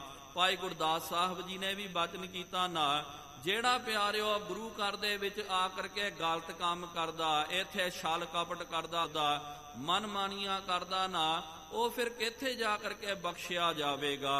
ਬਾਹਰ ਦਾ ਕੋਈ ਪਾਪੀ ਜਿਹੜਾ ਹੈ, ਕਈ ਵਾਰੀ ਆਪਾਂ ਵੇਖਦੇ ਹਾਂ ਵੱਡੇ ਵੱਡੇ ਗੁਨਾਹਗਾਰ ਪਿਆਰਿਓ, ਕਈ ਵਾਰੀ ਜਿਹੜੇ ਹਿੰਦੂ ਵੀਰ ਜਿਹੜੇ ਹਨ ਸ਼ਰਧਾ ਭਾਵਨਾ ਵਾਲੇ, ਹੁਣ ਵੀ ਕਈ ਵਾਰੀ ਆਉਂਦੇ, ਅਸੀਂ ਆਪ ਵੇਖਦੇ ਹਾਂ ਪ੍ਰਤੱਖ ਰੋਜ਼ ਇਹ ਨਜ਼ਾਰਾ। ਉਹ ਕੀ ਕਰਦੇ, ਗੁਰੂ ਘਰ ਦੇ ਵਿੱਚ ਆ ਕਰਕੇ ਸਾਹਮਣੇ ਖੜ ਜਾਣਾ, ਮੂੰਹ ਦੇ ਉੱਤੇ ਚਪੇੜਾਂ ਮਾਰਦੇ ਹਨ, ਕਈ ਕੰਨ ਫੜਦੇ ਹਨ। ਕਈ ਇੱਥੇ ਪਿਆਰਿਓ ਜਿਸ ਤਰ੍ਹਾਂ ਕੋਈ ਮਾਸਟਰ ਜਿਹੜਾ ਬੱਚੇ ਨੂੰ ਡੰਨ ਲਾਉਂਦਾ ਨਾ ਕਿ ਬੇਟਾ ਕੰਨ ਫੜ ਕਰਕੇ ਉੱਠ ਬੈਠ ਕਰਨਾ ਕਰ, ਬੈਠ ਡੰਡ ਕੱਢਣਾ ਕਰ, ਉਹ ਕੰਨ ਫੜ ਕਰਕੇ ਡੰਡ ਲਾਉਂਦੇ। ਤੇ ਕਈ ਆਪ ਜੀ ਨੂੰ ਪਤਾ ਵੀ ਹੋਵੇਗਾ ਜਿਹੜੇ ਸਿਆਣੇ ਬਜ਼ੁਰਗ ਤੇ ਕਈ ਵਣਜਾਰੇ ਸਿੱਖ, ਵਣਜਾਰੇ ਜਿਹੜੇ ਹਨ ਸਹਿਜਧਾਰੀ, ਜਿਨ੍ਹਾਂ ਨੂੰ ਸਿੱਖੀ ਦਾ ਤਾਂ ਜ਼ਿਆਦਾ ਇਹ ਨਹੀਂ ਹੈ ਲੇਕਿਨ ਸ਼ਰਧਾ ਬਹੁਤ ਜ਼ਿਆਦੀ ਹੈ, ਉਹ ਪਿਆਰਿਓ ਅਸੀਂ ਆਪ ਵੇਖਦੇ ਸੀ। ਹੁਣ ਥੋੜਾ ਜਿਹਾ ਘਟ ਗਿਆ ਕਿਉਂਕਿ ਸੰਗਤ ਵੀ ਬਹੁਤ, ਲੇਕਿਨ ਅਸਾਂ ਨੇ ਆਪ ਵੇਖਿਆ ਇਹ ਆ ਕਰਕੇ ਵੀਰ ਇੱਥੇ ਬਾਹਰ ਮੱਥਾ ਟੇਕਣਾ, ਉੱਥੇ ਫਿਰ ਕੰਨ ਫੜ ਕਰਕੇ ਉੱਠਕ ਬੈਠਕ ਕਰਨੇ। ਤੇ ਕਈ ਪਿਆਰਿਓ ਲੇਟ ਕਰਕੇ ਪੂਰੇ ਗੁਰਦੁਆਰੇ ਦੀ ਉਹ ਪਰਿਕਰਮਾ ਕਰਿਆ ਕਰਦੇ ਸਨ, ਲੇਟ ਕਰਕੇ ਰਿੜਨੀਆਂ ਪਾ ਕਰਕੇ ਰਿੜਦੇ ਰਿੜਦੇ ਪਰਿਕਰਮਾ ਕਰਨਾ। ਤੇ ਕਈ ਇੱਥੇ ਆ ਕਰਕੇ ਬੜਾ ਵਿਰਾਗ ਕਰਨਾ, ਰੋਣਾ ਕਿ ਸਤਿਗੁਰੂ ਮਹਾਰਾਜ ਸਾਨੂੰ ਬਖਸ਼ ਲਿਓ। ਬਹੁਤ ਵੱਡੀ ਗਲਤੀ ਹੋਈ ਹੈ। ਲੇਕਿਨ ਜਿਹੜੇ ਇਹ ਔਂਤਰੇ ਹੋ ਜਾਂਦੇ ਹਨ, ਫਿਰ ਪਿਆਰੇ ਗੁਰੂ ਘਰ ਦੇ ਵਿੱਚ ਹੀ ਰਹਿ ਕਰਕੇ ਉਹ ਗਲਤ ਕੰਮ ਕਰਨਾ ਸ਼ੁਰੂ ਕਰ ਦਿੰਦੇ। ਇਸ ਤਰ੍ਹਾਂ ਸਾਰੇ ਨਗਰ ਨੂੰ ਡਰ ਲੱਗਿਆ ਕਿ ਲੱਗਦਾ ਭਾਈ ਸਾਡੇ ਨਗਰ ਦੇ ਵਿੱਚ ਕੋਈ ਬਹੁਤ ਵੱਡਾ ਪਾਪ ਹੋ ਗਿਆ, ਕੋਈ ਗੁਨਾਹ ਹੋ ਗਿਆ। ਜਿਸ ਕਰਕੇ ਇਹ ਕਾੜੀ ਨਹੀਂ ਲੱਗ ਰਿਹਾ, ਸਦਾ ਕੋਈ ਨਾ ਕੋਈ ਬੰਦਾ ਮਰੀ ਜਾ ਰਿਹਾ ਹੈ। ਜਿਸ ਤੇ ਦੁਖਦ ਸਮਾਂ ਅਸ ਆਇਓ, ਜਿਸ ਕਰਕੇ ਕੋਈ ਇੰਨਾ ਵੱਡਾ ਇਹ ਦੁਖਦਾਈ ਸਮਾਂ ਜਿਹੜਾ ਹੈ ਸਾਡੇ ਘਰ ਦੇ ਵਿੱਚ, ਸਾਡੇ ਨਗਰ ਦੇ ਵਿੱਚ ਆ ਗਿਆ। ਸਭ ਮਹਿ ਤਿਸ ਰਾਹਕ ਨੇ ਕਹਿਓ, ਫਿਰ ਪਿਆਰਿਓ ਜਦੋਂ ਸਾਰਿਆਂ ਦੇ ਵਿੱਚ ਇਹ ਉਹਨਾਂ ਨੇ ਚਰਚਾ ਕਰਨੀ ਕੀਤੀ ਸੀ, ਕਿਉਂਕਿ ਪਿੰਡਾਂ ਦੇ ਵਿੱਚ ਪਿਆਰਿਓ ਸਾਰੇ ਮਿਲ ਜੁਲ ਕੇ ਰਿਹਾ ਕਰਦੇ ਸਨ।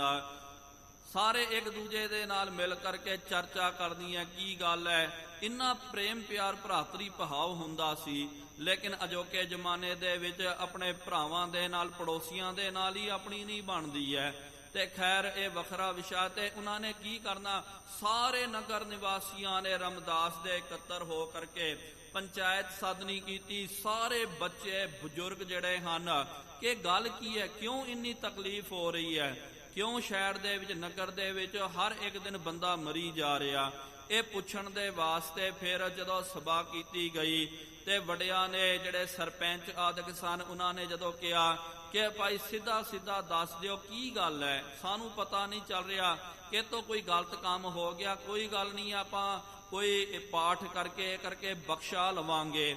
ਫਿਰ ਉਹ ਰਾਹਤ ਨੇ ਬਚਨ ਕਰਨਾ ਕੀਤਾ ਜਿਹਨੇ ਬਾਬਾ ਜੀ ਨੂੰ ਪ੍ਰਸ਼ਾਦਾ ਛਕਾਇਆ ਸੀ। ਸੁਨਹੁ ਹੇਤ ਮੈਂ ਇੱਕ ਅਸ ਲਹਿਓ, ਉਹ ਕਹਿੰਦਾ ਕਿ ਭਾਈ ਮੈਂ ਤੁਹਾਨੂੰ ਦੱਸਦਾ, ਮੈਨੂੰ ਇੱਕ ਸ਼ੱਕ ਹੈ, ਹੋ ਸਕਦਾ ਮੈਂ ਸੱਚ ਹੋਵਾਂ ਜਾਂ ਗਲਤ ਹੋਵਾਂ, ਲੇਕਿਨ ਮੈਨੂੰ ਦੱਸਣਾ ਚਾਹੀਦਾ ਆਪ ਜੀ ਨੂੰ। ਖਿਆਹ ਭਇਓ ਜਿਸ ਦਿਓਸ ਹਮਾਰੇ, ਕਹਿੰਦੇ ਜਿਸ ਦਿਨ ਸਾਡੇ ਘਰ ਦੇ ਵਿੱਚ ਖਿਆ ਹੋ ਗਿਆ, ਭਾਵ ਕਿ ਕੋਈ ਬੰਦਾ ਜਦੋਂ ਚਲਾਣਾ ਕਰ ਗਿਆ ਫਲਾਨਾ, ਕਰਕੇ ਪਾਇਸ ਸਿਤਾ ਆਹਾਰੇ, ਫਿਰ ਮੈਨੇ ਕੀ ਕਰਨਾ ਕੀਤਾ, ਮਰਗ ਦਾ ਭੋਜਨ ਜਿਹੜਾ ਹੈ ਵਧੀਆ ਤਿਆਰ ਕਰਕੇ, ਖੀਰ ਆਦਿਕ ਤਿਆਰ ਕਰਕੇ, ਨੀਕੇ ਥਾਲ ਵਿਸਾਲ ਪੁਰਾਇਓ, ਵਧੀਆ ਥਾਲ ਜਿਹੜੀ ਹੈ ਉਹਨੂੰ ਪਰੋਸ ਕਰਕੇ ਉਹਦੇ ਵਿੱਚ ਸਾਰੇ ਪਦਾਰਥ ਧਰ ਕੇ ਰਾਮ ਕੁਵਰ ਭਾਈ ਕੋ ਖਵਾਇਓ, ਭਾਈ ਰਾਮ ਕੁਵਰ ਜੀ ਜੋ ਸਤਿਕਾਰਯੋਗ ਹਨ, ਮੈਨੇ ਕਿਹਾ ਮਹਾਂਪੁਰਖ ਹੈ, ਸਭ ਤੋਂ ਪਹਿਲਾਂ ਉਹਨਾਂ ਨੂੰ ਪ੍ਰਸ਼ਾਦਾ ਛਕਾਈਏ। ਮੈਨੇ ਪ੍ਰਸ਼ਾਦਾ ਉਹਨਾਂ ਨੂੰ ਛਕਾਇਆ ਸੀ। ਸਹਿਜ ਸੁਭਾਇਕ ਮੁਖ ਤੇ ਪ੍ਰਾਹੀ, ਤੇ ਉਸ ਵੇਲੇ ਬਾਬਾ ਰਾਮ ਕੁਵਰ ਜੀ ਨੇ ਸਹਿਜ ਸੁਭਾਏ ਇੱਕ ਮੁਖੋਂ ਬਚਨ ਉਚਾਰਨ ਕੀਤਾ।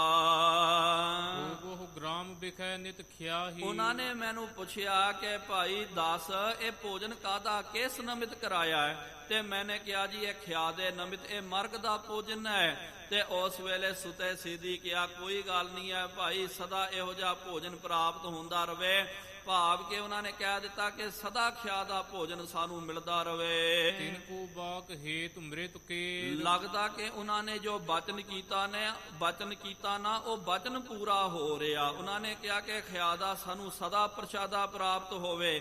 ਇਸ ਕਰਕੇ ਲੱਗ ਰਿਹਾ ਕਿ ਸਾਡੇ ਨਗਰ ਦੇ ਵਿੱਚ ਹਰ ਦਿਨ ਕਿਸੇ ਦਾ ਜਿਹੜਾ ਹੈ ਚਲਾਣਾ ਹੋ ਰਿਹਾ, ਖਿਆ ਦਾ ਭੋਜਨ ਪੱਕ ਰਿਹਾ। ਕਰ ਉਪਚਾਰ ਲੇਹੁ ਬਰਫੇਰ, ਹੁਣ ਲੱਗਦਾ ਕਿ ਇਹਦਾ ਸਾਨੂੰ ਉਪਚਾਰ ਕਰਨਾ ਚਾਹੀਦਾ ਕਿਸੇ ਢੰਗ ਤਰੀਕੇ ਦੇ ਨਾਲ। ਸੁਨ ਸਭ ਲੋਕਨ ਜਾਣੀ ਜਬ ਹੂੰ, ਫਿਰ ਪਿਆਰਿਓ ਲੋਕਾਂ ਨੂੰ ਜਦੋਂ ਇਸ ਗੱਲ ਦਾ ਪਤਾ ਚੱਲਿਆ ਕਿ ਗੱਲ ਭਾਈ ਇਹ ਹੈ ਕਰਕੇ, ਭੋਜਨ ਭਲੋ ਬਨਾਇਓ ਤਬ, ਫਿਰ ਜਿਹੜੇ ਸਿਆਣੇ ਸਨ ਉਹਨਾਂ ਨੂੰ ਪੁੱਛਿਆ ਸਿੱਖਾਂ ਨੂੰ ਕਿ ਭਾਈ ਹੁਣ ਕੀ ਕਰਨਾ ਚਾਹੀਦਾ। ਉਹਨਾਂ ਨੇ ਕਿਹਾ ਕਿ ਮਹਾਂਪੁਰਖਾਂ ਨੂੰ ਆਪਾਂ ਜ਼ਬਰਦਸਤੀ ਕਹਿ ਨਹੀਂ ਸਕਦੇ ਕਿ ਮਹਾਂਪੁਰਖੋ ਜੀ ਇਹ ਵਰ ਦੇ ਦਿਓ, ਇਹ ਸਾਨੂੰ ਆਸ਼ੀਰਵਾਦ ਦੇ ਦਿਓ। ਜਿਹੜਾ ਪਿਆਰਿਓ ਜ਼ਬਰਦਸਤੀ ਦਿੱਤਾ ਹੋਇਆ ਆਸ਼ੀਰਵਾਦ ਬਚਨ ਜਿਹੜਾ ਹੈ ਉਹ ਜ਼ਬਰੀ ਦਾ ਹੁੰਦਾ, ਉਹ ਕੋਈ ਕੰਮ ਦਾ ਨਹੀਂ ਹੁੰਦਾ। ਸਹਿਜ ਸੁਭਾਈ ਇਹਨਾਂ ਤੋਂ ਬਚਨ ਜਿਹੜਾ ਸਾਨੂੰ ਲੈਣਾ ਚਾਹੀਦਾ। ਇਸ ਕਰਕੇ ਆਪਾਂ ਇੱਕ ਕੰਮ ਕਰਨਾ ਕਰੀਏ। ਭਾਵ ਅਧਿਕ ਤੇ ਲੈ ਕਰ ਗਏ, ਉਹਨੇ ਕਿਹਾ ਕਿ ਤੁਸੀਂ ਵਧੀਆ ਭੋਜਨ ਜਿਹੜਾ ਤਿਆਰ ਕਰਨਾ ਕਰੋ, ਤਿਆਰ ਕਰਕੇ ਫਿਰ ਆਪਾਂ ਭੋਜਨ ਜਿਹੜਾ ਲੈ ਕੇ ਜਾਵਾਂਗੇ।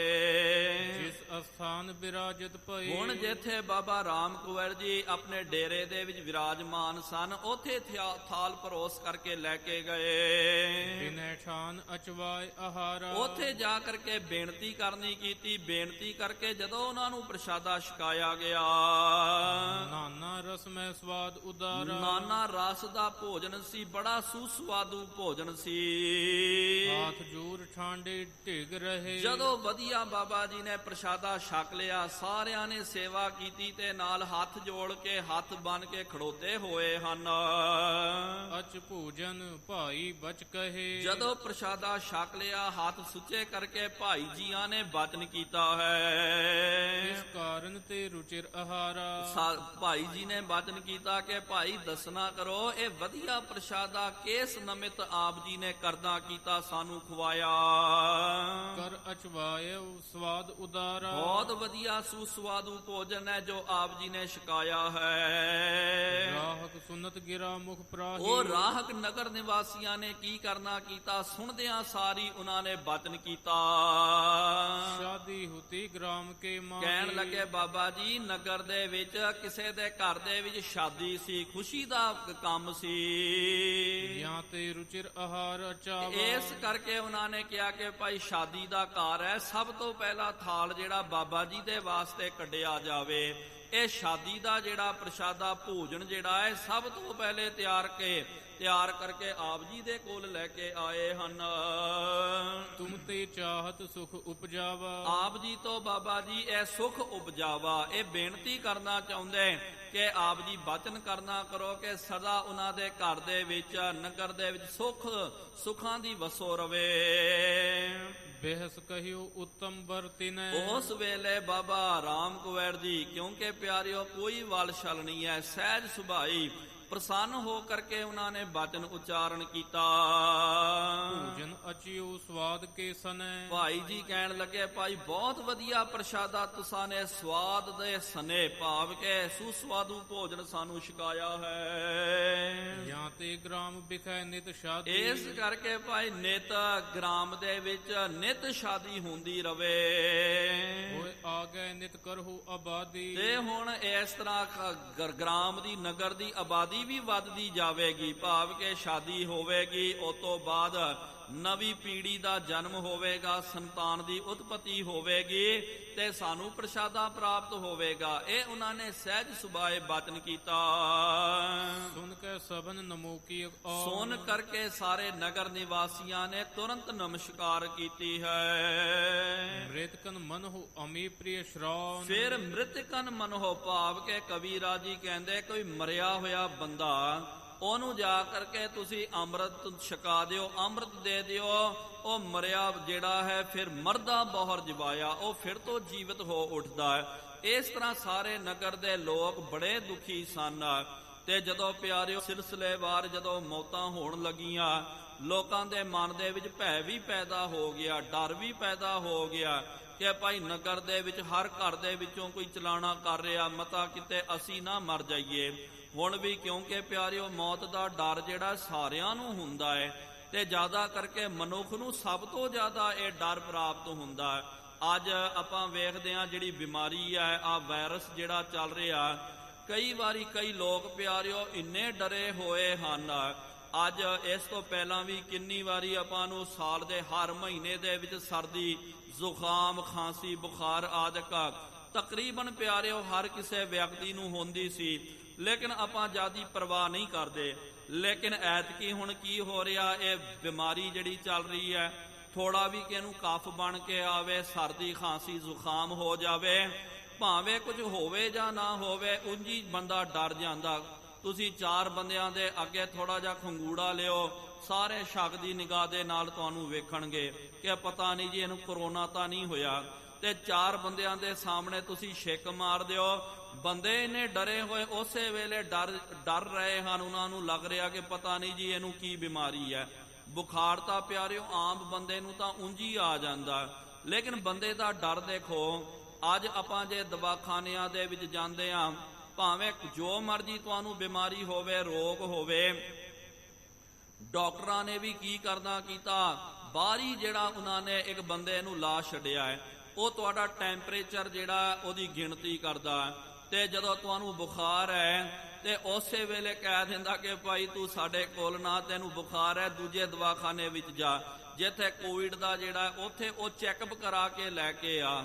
ਇਹੋ ਜਿਹੀ ਹਾਲਾਤ ਹੈ ਬੁਖਾਰ ਤਾਂ ਪਿਆਰਿਓ। ਲੇਕਿਨ ਬੰਦੇ ਉਹ ਵੀ ਗਲਤ ਨਹੀਂ ਹਨ, ਦਾਸ ਇਹ ਨਹੀਂ ਕਹਿ ਰਿਹਾ ਕਿ ਉਹ ਗਲਤ ਹੈ, ਲੇਕਿਨ ਮੌਤ ਦਾ ਡਰ ਹੀ ਇਹੋ ਜਿਹਾ ਹੋ ਗਿਆ।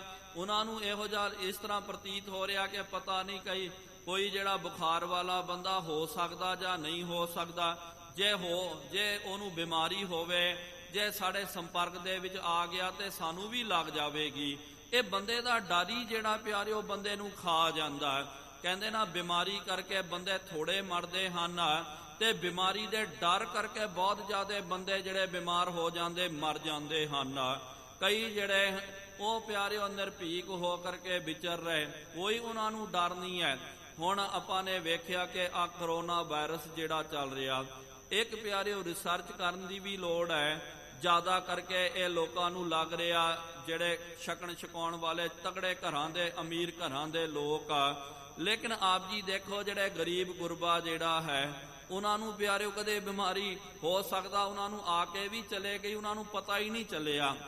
ਜਿਹੜੇ ਫੁੱਟਪਾਥ ਦੇ ਉੱਤੇ ਸੌਣ ਵਾਲੇ ਜਿਹੜੇ ਭਿਖਾਰੀ ਹਨ, ਗਰੀਬ ਹਨ, ਆਪਾਂ ਕਈ ਜਿਹੜੇ ਹਨ ਵੱਡੇ ਤੋਂ ਵੱਡਾ ਜਿਹੜਾ ਬੰਦਾ, ਕਈ ਮੰਤਰੀ ਆਦਿਕ ਮਾਇਆ ਧਾਰੀਆਂ ਨੂੰ ਵੀ ਆ ਬਿਮਾਰੀ ਲੱਗ ਗਈ ਹੈ। ਤੇ ਕਿੰਨਾ ਉਹ ਯਤਨ ਕਰਦੇ ਸੀ ਕਿ ਹੱਥ ਵਿੱਚ ਕੋਈ ਵੀ ਗੱਲ ਕਰਨਾ ਜੀ ਸੈਨੀਟਾਈਜ਼ ਦੇ ਨਾਲ ਹੱਥ ਧੋਈ ਜਾਣਾ, ਆ ਕਰੀ ਜਾਣਾ। ਉਹ ਫਿਰ ਵੀ ਪਿਆਰਿਓ ਉਹਨਾਂ ਨੂੰ ਇੰਨਾ ਸਭ ਕੁਝ ਕਰਨ ਦੇ ਬਾਵਜੂਦ ਵੀ ਮੂੰਹ ਨੂੰ ਮਾਸ ਬਣ ਕੇ ਰੱਖਣਾ, ਦੂਰੋਂ ਗੱਲ ਕਰਨੀ ਹੈ ਤੇ ਭੀੜ ਭੜਾਕੇ ਦੇ ਵਿੱਚ ਨਹੀਂ ਜਾਣਾ। ਲੇਕਿਨ ਜਿਹੜੇ ਗਰੀਬ ਬੰਦੇ ਆਪਨੇ ਵੇਖਿਆ ਹੋਵੇਗਾ ਤਾਂ ਭੀੜ ਭੜਾਕੇ ਦੇ ਵਿੱਚ ਹੀ ਰਹਿੰਦੇ। ਕਿਹੜਾ ਉਹਨਾਂ ਨੇ ਮੂੰਹ ਦੇ ਉੱਤੇ ਕੱਪੜਾ ਬੰਨਿਆ? ਕੀ ਉਹ ਸਦਾ ਸੈਨੀਟਾਈਜ਼ ਹੱਥ ਨਾਲ ਥੋੜੀ ਉਹ ਲਬੇੜੀ ਜਾਂਦੇ, ਧੋਈ ਜਾਂਦੇ? ਫਿਰ ਵੀ ਪਿਆਰਿਓ ਕੋਈ ਬਿਮਾਰੀ ਨਹੀਂ ਹੈ। ਕਹਿਣ ਦਾ ਭਾਵ ਹੈ ਕਿ ਬੰਦਾ ਜਿਹੜਾ ਸਿਆਣੇ ਕਹਿੰਦੇ ਨਾ ਬਿਮਾਰੀ ਨਾਲੋਂ ਨਹੀਂ, ਤੇ ਤਕਰੀਬਨ ਕਈ ਬੰਦੇ ਉਹਦੇ ਡਰ ਕਰਕੇ ਹੀ ਮਰ ਜਾਂਦੇ ਹਨ, ਕਿਉਂਕਿ ਹਰ ਕਿਸੇ ਨੂੰ ਮੌਤ ਦਾ ਬਹੁਤ ਜ਼ਿਆਦਾ ਡਰ ਹੁੰਦਾ। ਇਹਨਾਂ ਨੂੰ ਡਰ ਲੱਗ ਗਿਆ ਸੀ ਨਗਰ ਨਿਵਾਸੀਆਂ ਨੂੰ ਕਿ ਭਾਈ ਸਾਰਿਆਂ ਦੀ ਵਾਰੀ ਆ ਰਹੀ ਹੈ, ਪਤਾ ਨਹੀਂ ਮੇਰੀ ਕਦੋਂ ਵਾਰੀ ਆ ਜਾਵੇਗੀ। ਫਿਰ ਜਦੋਂ ਬਾਬਾ ਜੀ ਨੇ ਬਚਨ ਕਰ ਦਿੱਤਾ, ਸਾਰਿਆਂ ਨੇ ਸੁਖ ਦਾ ਸਾਹ ਲਿਆ। ਹਰਖਤ ਭਏ ਮ੍ਰਿਤੂ ਡਰ ਬੀਤਾ।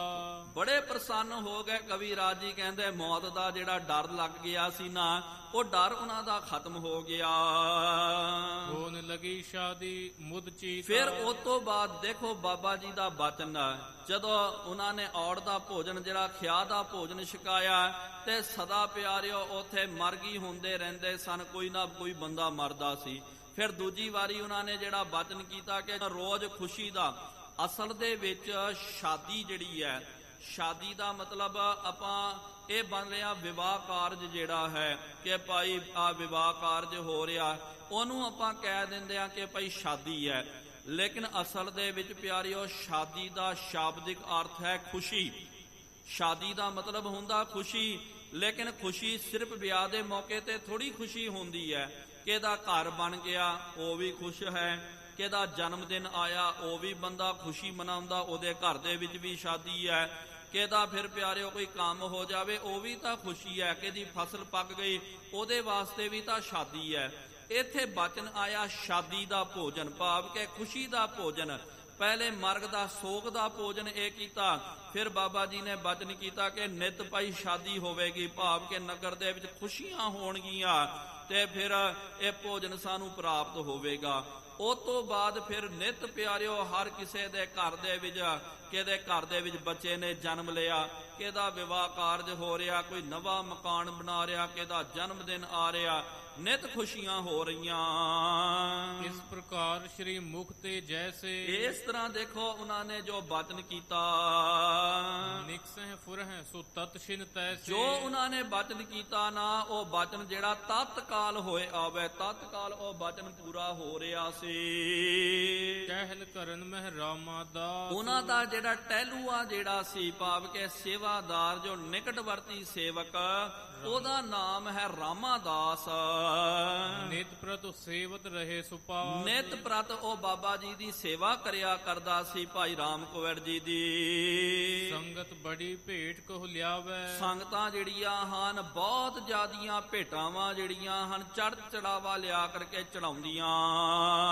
ਦਰਸ਼ਨ ਪਰਸਹਿ ਚਰਨ ਮਨਾਵੈ। ਆ ਕਰਕੇ ਦਰਸ਼ਨ ਪਰਸਦੀਆਂ ਹਨ, ਬਾਬਾ ਜੀ ਦੇ ਚਰਨਾਂ ਦੀ ਪੂਜਾ ਹੋ ਰਹੀ ਹੈ। ਬਾਸ਼ਤ ਪਾਏ ਕਰਹਿ ਅਰਦਾਸ। ਜੋ ਬੇਨਤੀਆਂ ਅਰਦਾਸ ਕਰਦੇ ਤੇ ਉਹ ਉਹਨਾਂ ਦੀ ਅਰਦਾਸ ਬੇਨਤੀ ਪੂਰੀ ਹੋ ਰਹੀ ਹੈ। ਦਿਉਸ ਪਰਬ ਕੇ ਪਹੁੰਚੈ ਪਾਸ। ਤੇ ਜਦੋਂ ਕੋਈ ਤਿਉਹਾਰ ਆ ਜਾਵੇ, ਭਾਵ ਕਿ ਦੀਵਾਲੀ ਹੋ ਗਿਆ, ਹੋਲਾ, ਇਸ ਤਰ੍ਹਾਂ ਤਿਉਹਾਰ ਦੇ ਮੌਕਿਆਂ ਦੇ ਉੱਤੇ ਸੰਗਤਾਂ ਬਹੁਤ ਭਾਰੀ ਇਕੱਠ ਦੇ ਨਾਲ ਰਾਮਦਾਸ ਪਹੁੰਚ ਰਹੀਆਂ।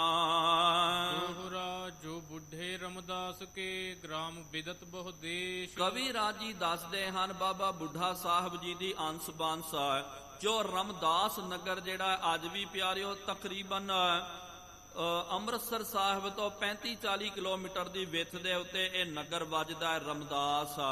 ਅੱਜ ਵੀ ਪਿਆਰਿਓ ਉੱਥੇ ਬਾਬਾ ਜੀ ਦੀਆਂ ਨਿਸ਼ਾਨੀਆਂ ਜਿਹੜੀਆਂ ਹਨ, ਉਹਨਾਂ ਦੇ ਅਸਥਾਨ ਕਾਇਮ ਹਨ। ਫਿਰ ਬਾਬਾ ਬੁੱਢਾ ਸਾਹਿਬ ਜੀ ਤੋਂ ਬਾਅਦ ਉਹਨਾਂ ਦਾ ਪਰਿਵਾਰ ਜਿਹੜਾ ਹੈ ਉਹ ਉੱਥੇ ਹੀ ਰਹਿੰਦਾ ਸੀ। ਤਾਹਾਂ ਕਰਤ ਬਿਸਰਾਮ ਕਹੋ ਤਿਨ ਕਹੋ ਬੰਸ ਅਸ਼ੇਸ਼। ਜਿਨ੍ਹਾਂ ਦਾ ਬੰਸ ਜਿਹੜਾ ਅਸ਼ੇਸ਼ ਹੈ, ਵਿਸ਼ੇਸ਼ ਹੈ, ਉਹਨਾਂ ਦਾ ਬੰਸ ਜਿਹੜਾ ਉੱਥੇ ਟਿਕਿਆ ਕਰਦਾ, ਭਾਵ ਕਿ ਰਮਦਾਸ ਦੇ ਵਿੱਚ ਉਹ ਰਿਆ ਕਰਦੇ ਸਨ ਬਾਬਾ ਬੁੱਢਾ ਜੀ ਦੀ ਅੰਸ ਬੰਸ। ਸੋ ਪਈ ਸੰਗਤ ਬ੍ਰਿੰਦ ਜਪਤ ਗੁਰ ਨਾਮ। ਬਹੁਤ ਸਾਰੀਆਂ ਸੰਗਤਾਂ ਜਿਹੜੀਆਂ ਹਨ ਬਾਬਾ ਜੀ ਕੋਲ ਆਉਂਦੀਆਂ ਤੇ ਬਾਬਾ ਜੀ ਕੀ ਕਰਿਆ ਕਰਦੇ, ਸੰਗਤਾਂ ਨੂੰ ਬਿਠਾ ਕਰਕੇ ਨਾਮ ਜਪਾਇਆ ਕਰਦੇ ਹਨ। ਜਿਹੜਾ ਵੀ ਆਉਂਦਾ ਨਾ, ਇਹ ਨਹੀਂ ਹੈ ਕਿ ਚੱਲ ਭਾਈ ਲੰਗਰ ਪਾਣੀ ਛਕ ਲੈ ਮੌਜ ਮਸਤੀ ਕਰ, ਨਹੀਂ ਪਿਆਰਿਓ। ਜਿਹੜੀ ਵੀ ਸੰਗਤ ਆਉਂਦੀ ਸੀ, ਕੋਈ ਕਹਿੰਦਾ ਜੀ ਬਾਬਾ ਜੀ ਆ ਕੰਮ ਰਹਿ ਗਿਆ, ਅਰਦਾਸ ਕਰਨੀ ਹੈ, ਕਹਿੰਦੇ ਕੋਈ ਗੱਲ ਨਹੀਂ ਹੈ ਭਾਈ, ਕਿੰਨੇ ਦਿਨ ਹੈ ਤੂੰ? ਕੋਈ ਕਹਿੰਦਾ ਜੀ 5 ਦਿਨ। ਚੱਲ ਕੋਈ ਨਹੀਂ, 2 ਟਾਈਮ ਇੱਥੇ ਨਾਮ ਆਪਾਂ ਜਪਦੇ ਆ, ਇੱਥੇ ਆ ਕਰਕੇ ਨਾਮ ਜਪਣਾ ਕਰ, ਫਿਰ ਤੇਰੀ ਅਰਦਾਸ ਕਰਾਂਗੇ ਤੇ ਮਹਾਰਾਜ ਤੇਰੀ ਭਾਵਨਾ ਨੂੰ ਪੂਰੀ ਕਰੇਗਾ। ਇੰਜ ਸੰਗਤਾਂ ਨੂੰ ਫਿਰ ਉਹ ਨਾਮ ਜਪਾਉਂਦੇ ਸਨ। ਪੂਜਤ ਪਾਵਨ ਪੂਜਤ ਕਾਮ। ਤੇ ਜਿਹੜਾ ਵੀ ਆ ਕਰਕੇ ਪੂਜਦਾ ਤੇ ਉਹਦੀ ਕਾਮਨਾ ਪੂਰੀ ਹੋ ਰਹੀ ਹੈ। ਦਰਬ ਹਜ਼ਾਰਨ ਹੀ ਅਰ ਪਾਵਨ। ਹਜ਼ਾਰਾਂ ਦੀ ਗਿਣਤੀ ਦੇ ਵਿੱਚ ਪਿਆਰਿਓ ਮਾਇਆ ਜਿਹੜੀ ਹੈ ਚਲੀ ਆ ਰਹੀ ਹੈ, ਲੋਕੀ ਭੇਟਾ ਅਰਪਣ ਕਰ ਰਹੇ ਹਨ। ਵੇਹ ਦਾਸ ਸਭ ਕਾਰ ਚਲਾਵਨ। ਜਿਹੜੇ ਦਾਸ ਹਨ, ਸੇਵਕ ਹਨ, ਉਹੀ ਮਾਇਆ ਲੈ ਕਰਕੇ ਸਾਰਾ ਕਾਰ ਵਿਹਾਰ ਜਿਹੜਾ ਡੇਰੇ ਦਾ ਉਹ ਚਲਾਉਂਦੇ ਸਨ। ਬਾਬਾ ਜੀ ਨੂੰ ਕੋਈ ਪਤਾ ਨਹੀਂ ਹੈ, ਉਹ ਸਦਾ ਪ੍ਰਮਾਤਮਾ ਦੇ ਮਸਤੀ ਦੇ ਵਿੱਚ ਰਿਹਾ ਕਰਦੇ, ਆਨੰਦ ਦੇ ਵਿੱਚ ਰਹਿੰਦੇ। ਉਹਨਾਂ ਦੇ ਜੋ ਨਿਕਟਵਰਤੀ ਸੇਵਕ ਦਾਸ ਉਹ ਵੀ ਬੜੇ ਚੜ੍ਹਦੀ ਕਲਾ ਵਾਲੇ, ਇਸ ਤਰ੍ਹਾਂ ਲੋਟੂ ਨਹੀਂ ਕਿ ਜੋ ਆ ਗਿਆ ਭਈ ਚਲੋ ਹੜੱਪ ਕਰ ਦਿਓ, ਆਪ ਖਾ ਲਓ, ਪਰਿਵਾਰ ਨੂੰ ਜਿਹੜਾ ਹੈ ਅੱਗੇ ਵਧਾ ਦਿਓ, ਇਸ ਤਰ੍ਹਾਂ ਨਹੀਂ। ਉਹ ਫਿਰ ਬਹੁਤ ਚੜ੍ਹਦੀ ਕਲਾ ਦੇ ਵਿੱਚ ਪੂਰੇ ਗੁਰੂ ਘਰ ਦਾ ਪ੍ਰਬੰਧ ਕਰਨਾ, ਲੰਗਰ ਦਾ, ਰਿਹਾਇਸ਼ ਦਾ ਪ੍ਰਬੰਧ ਕਰਨਾ। ਕਾਜ ਕਦਾਚਿਤ ਕੋ ਇੱਕ ਪੂਛੇ। ਜਦੋਂ ਕਦੇ ਕੋਈ ਕੰਮ ਬਹੁਤ ਜ਼ਿਆਦਾ ਅੜ ਜਾਵੇ ਤਾਂ ਬਾਬਾ ਜੀ ਨੂੰ ਪੁੱਛ ਲਿਆ ਕਰਦੇ, ਬਾਬਾ ਜੀ ਕੀ ਕਰਨਾ ਚਾਹੀਦਾ ਕਰਕੇ। ਸਹਿਜ ਸੁਭਾਏ ਕਹੈ ਉਰ ਸੂਛੇ। ਮਨ ਦੇ ਬੜੇ ਸੁੱਚੇ ਹਨ ਬਾਬਾ ਜੀ, ਤੇ ਸਹਿਜ ਸੁਭਾਈ ਕੋਈ ਬਚਨ ਹੈ ਤੇ ਉਹ ਬਚਨ ਕਰਦੇ ਨੇ ਤਾਂ ਕਹਿ ਦਿੰਦੇ ਭਾਈ ਤੁਸੀਂ ਸਿਆਣੇ ਹੋ, ਆਪਣੇ ਮੁਤਾਬਕ ਜਿਸ ਤਰ੍ਹਾਂ ਸਾਰਿਆਂ ਨੂੰ ਪਾਉਂਦਾ ਉਹ ਕੰਮ ਕਰ ਲੈਣਾ ਕਰੋ। ਰੀਤੀ ਜਗਤ ਦਿਸ਼ ਕਬਹੂ ਕੇ ਆਵੇ। ਤੇ ਉਹਨਾਂ ਦੀ ਬਿਰਤੀ ਜਿਹੜੀ ਹੈ ਸੰਸਾਰ ਦੇ ਵੱਲ ਕਦੇ ਕਦਾਈ ਲੈ ਕੇ ਆਉਂਦੇ। ਕਦੇ ਕੋਈ ਕੰਮ ਅੜ ਗਿਆ, ਸੇਵਕ ਜਦੋਂ ਬੇਨਤੀ ਕਰਦੇ ਬਾਬਾ ਜੀ ਡੇਰੇ ਦੇ ਵਿੱਚ, ਗੁਰੂ ਘਰ ਦੇ ਵਿੱਚ ਇਹ ਕੰਮ ਕਰਨਾ, ਤਾਂ ਉਹ ਦੱਸਿਆ ਕਰਦੇ ਹਨ। ਨਾ ਤੂੰ ਅਦਵੈਤ ਬਿਖੈ ਲਿਵ ਲਾਵੈ। ਨਹੀਂ ਤਾਂ ਸਦਾ ਉਹਨਾਂ ਦੀ ਬਿਰਤੀ ਜਿਹੜੀ ਹੈ ਅਦਵੈਤ, ਅਦਵੈਤ, ਜਿਹੜਾ ਅਦਵਿਤੀय ਪ੍ਰਮਾਤਮਾ, ਜਿਹੜਾ ਜਿਹਦੇ ਵਰਗਾ ਕੋਈ ਦੂਜਾ ਨਹੀਂ ਹੈ, ਸਦਾ ਉਹਦੇ ਵਿੱਚ ਆਪਣੀ ਬਿਰਤੀ ਨੂੰ ਟਿਕਾ ਕੇ ਰੱਖਦੇ। ਰੀਤੀ ਅਖੰਡ ਰਾਤ ਦਿਨ ਏਕ। ਦਿਨ ਰਾਤ ਅਖੰਡਾਕਾਰ ਦੇ ਵਿੱਚ ਕਦੇ ਖੰਡਿਤ ਨਹੀਂ ਹੁੰਦੀ ਹੈ, ਸਦਾ ਪ੍ਰਮਾਤਮਾ ਦੇ ਵਿੱਚ ਬਿਰਤੀ ਨੂੰ ਟਿਕਾ ਕਰਕੇ ਰੱਖਦੇ। ਸਿਮਰਨ ਕਰਨਾ, ਸਮਾਧੀ ਦੇ ਵਿੱਚ ਰਹਿਣਾ, ਨਿਜਾਨੰਦ ਦੇ ਵਿੱਚ ਰਹਿਣਾ। ਅਚਲ ਗਿਆਨ ਮਹਿ ਜਲਦ ਵਿਵੇਕ। ਅਚਲ ਗਿਆਨ, ਗਿਆਨ ਦੇ ਵਿੱਚ ਅਚਲ ਹਨ, ਵਿਵੇਕ ਦੇ ਸਮੁੰਦਰ ਹਨ ਬਾਬਾ ਰਾਮ ਕੁਵੈਰ ਜੀ। ਜਬ ਭੋਜਨ ਕਰਬੇ ਕੋ ਲਾਗੈ। ਜਦੋਂ ਪਿਆਰਿਓ ਦੇਖੋ ਕਿੰਨਾ ਉਹਨਾਂ ਦਾ ਇੱਕ ਸਹਿਜ ਸੁਭਾਅ ਹੈ। ਜਿਸ ਤਰ੍ਹਾਂ ਕੇ ਪਿਆਰਿਓ ਸਤਿਗੁਰੂ ਮਹਾਰਾਜ ਜੀ ਨੇ ਕਿਹਾ ਨਾ ਕਿ ਜਿਹੜੇ ਮਹਾਂਪੁਰਖ ਹੁੰਦੇ ਹਨ ਉਹਨਾਂ ਦਾ ਸੁਭਾਅ ਬੜਾ ਸਹਿਜ ਸੁਭਾਅ, ਬੱਚਿਆਂ ਵਰਗਾ ਉਹਨਾਂ ਦਾ ਸਹਿਜ ਸੁਭਾਅ ਹੋ ਜਾਂਦਾ। ਬਾਈਬਲ ਦੇ ਵਿੱਚ ਇੱਕ ਕਥਾ ਆਉਂਦੀ ਹੈ ਤੇ ਜੀਸਸ ਕ੍ਰਾਈਸਟ ਜਿਹੜੇ ਹਨ, ਯੀਸ਼ੂ, ਉਹ ਸੰਗਤਾਂ ਨੂੰ ਉਪਦੇਸ਼ ਦੇ ਰਹੇ ਸਨ ਤੇ ਉਸ ਵੇਲੇ ਇੱਕ ਵਿਅਕਤੀ ਨੇ ਪੁੱਛਣਾ ਕੀਤਾ ਕਿ ਤੁਹਾਡੇ ਪਿਤਾ, ਭਾਵ ਕਿ ਉਹ ਪ੍ਰਮਾਤਮਾ ਨੂੰ ਪਿਤਾ ਕਹਿੰਦੇ, ਪਰਮ ਪਿਤਾ ਦੇ ਦਰ ਦੇ ਵਿੱਚ ਕੌਣ ਪਹੁੰਚਦਾ ਹੈ, ਉਹਦੀ ਕੀ ਅਵਸਥਾ ਹੁੰਦੀ ਹੈ। ਉਸ ਵੇਲੇ ਕਹਿੰਦੇ ਉਹਨਾਂ ਨੇ ਆਸ-ਪਾਸ ਟਟੋਲਣਾ ਕੀਤਾ, ਵੇਖਣਾ ਕੀਤਾ। ਇੱਕ ਨਿੱਕਾ ਜਿਹਾ ਬੱਚਾ ਜਿਹੜਾ ਸੀ ਬੈਠਿਆ ਹੋਇਆ ਸੀ, ਉਹਨੂੰ ਲੈ ਕਰਕੇ ਆਪਣੀਆਂ ਉਹਨਾਂ ਦੇ ਕੰਧੇ ਦੇ ਉੱਤੇ ਉਹਨਾਂ ਨੂੰ ਚਾੜ ਦਿੱਤਾ ਤੇ ਮੋਢਿਆਂ ਦੇ ਉੱਤੇ ਚਾੜ ਕਰਕੇ ਕਹਿਣ ਲੱਗੇ ਕਿ ਜਿਹਨੇ ਰੱਬ ਨੂੰ ਪ੍ਰਾਪਤ ਕਰਨਾ ਨਾ ਪਰਮ ਪਿਤਾ ਦੇ ਦਰ ਦੇ ਉੱਤੇ ਜਾਣਾ, ਉਹਨੂੰ ਇਹੋ ਜਿਹਾ ਬੱਚਿਆਂ ਵਰਗਾ ਉਹਨੂੰ ਬਣਨਾ ਚਾਹੀਦਾ। ਜਿਸ ਤਰ੍ਹਾਂ ਕਿ ਬੱਚਿਆਂ ਦਾ ਸੁਭਾਅ ਜਿਹੜਾ ਬੜਾ ਸਹਿਜ ਸੁਭਾਅ ਹੁੰਦਾ। ਨਿੱਕੇ ਜਿਹੜੇ ਬੱਚੇ, ਕਿਉਂਕਿ ਬੱਚੇ ਪਿਆਰਿਓ ਵੱਡੇ ਹੋ ਜਾਣ ਤੇ ਉਹ ਵੀ ਬੜੇ ਚਲਾਕ ਹੋ ਜਾਂਦੇ ਹਨ। 3-4 ਸਾਲ ਦਾ ਬੱਚਾ ਜਿਹੜਾ ਉਹ ਵੀ ਬੜਾ ਚਲਾਕੀ ਕਰਦਾ, ਉਹਨੂੰ ਸਭ ਪਤਾ ਲੱਗ ਜਾਂਦਾ। ਛੋਟੇ ਬੱਚੇ ਜਿਹੜੇ ਹਨ ਭੋਲੇ ਸੁਭਾਅ ਦੇ ਵਿੱਚ ਰਹਿੰਦੇ। ਮਹਾਰਾਜ ਜੀ ਨੇ ਕਿਹਾ ਨਾ, ਭੋਲੇ ਭਾਏ ਮਿਲੇ ਰਘੁਰਾਇਆ। ਜਿਹੜੇ ਐਨ ਭੋਲੇ ਭਾਵ ਦੇ ਵਿੱਚ ਰਹਿੰਦੇ ਉਹਨਾਂ ਨੂੰ ਹੀ ਰੱਬ ਦੀ ਪ੍ਰਾਪਤੀ ਹੁੰਦੀ ਹੈ।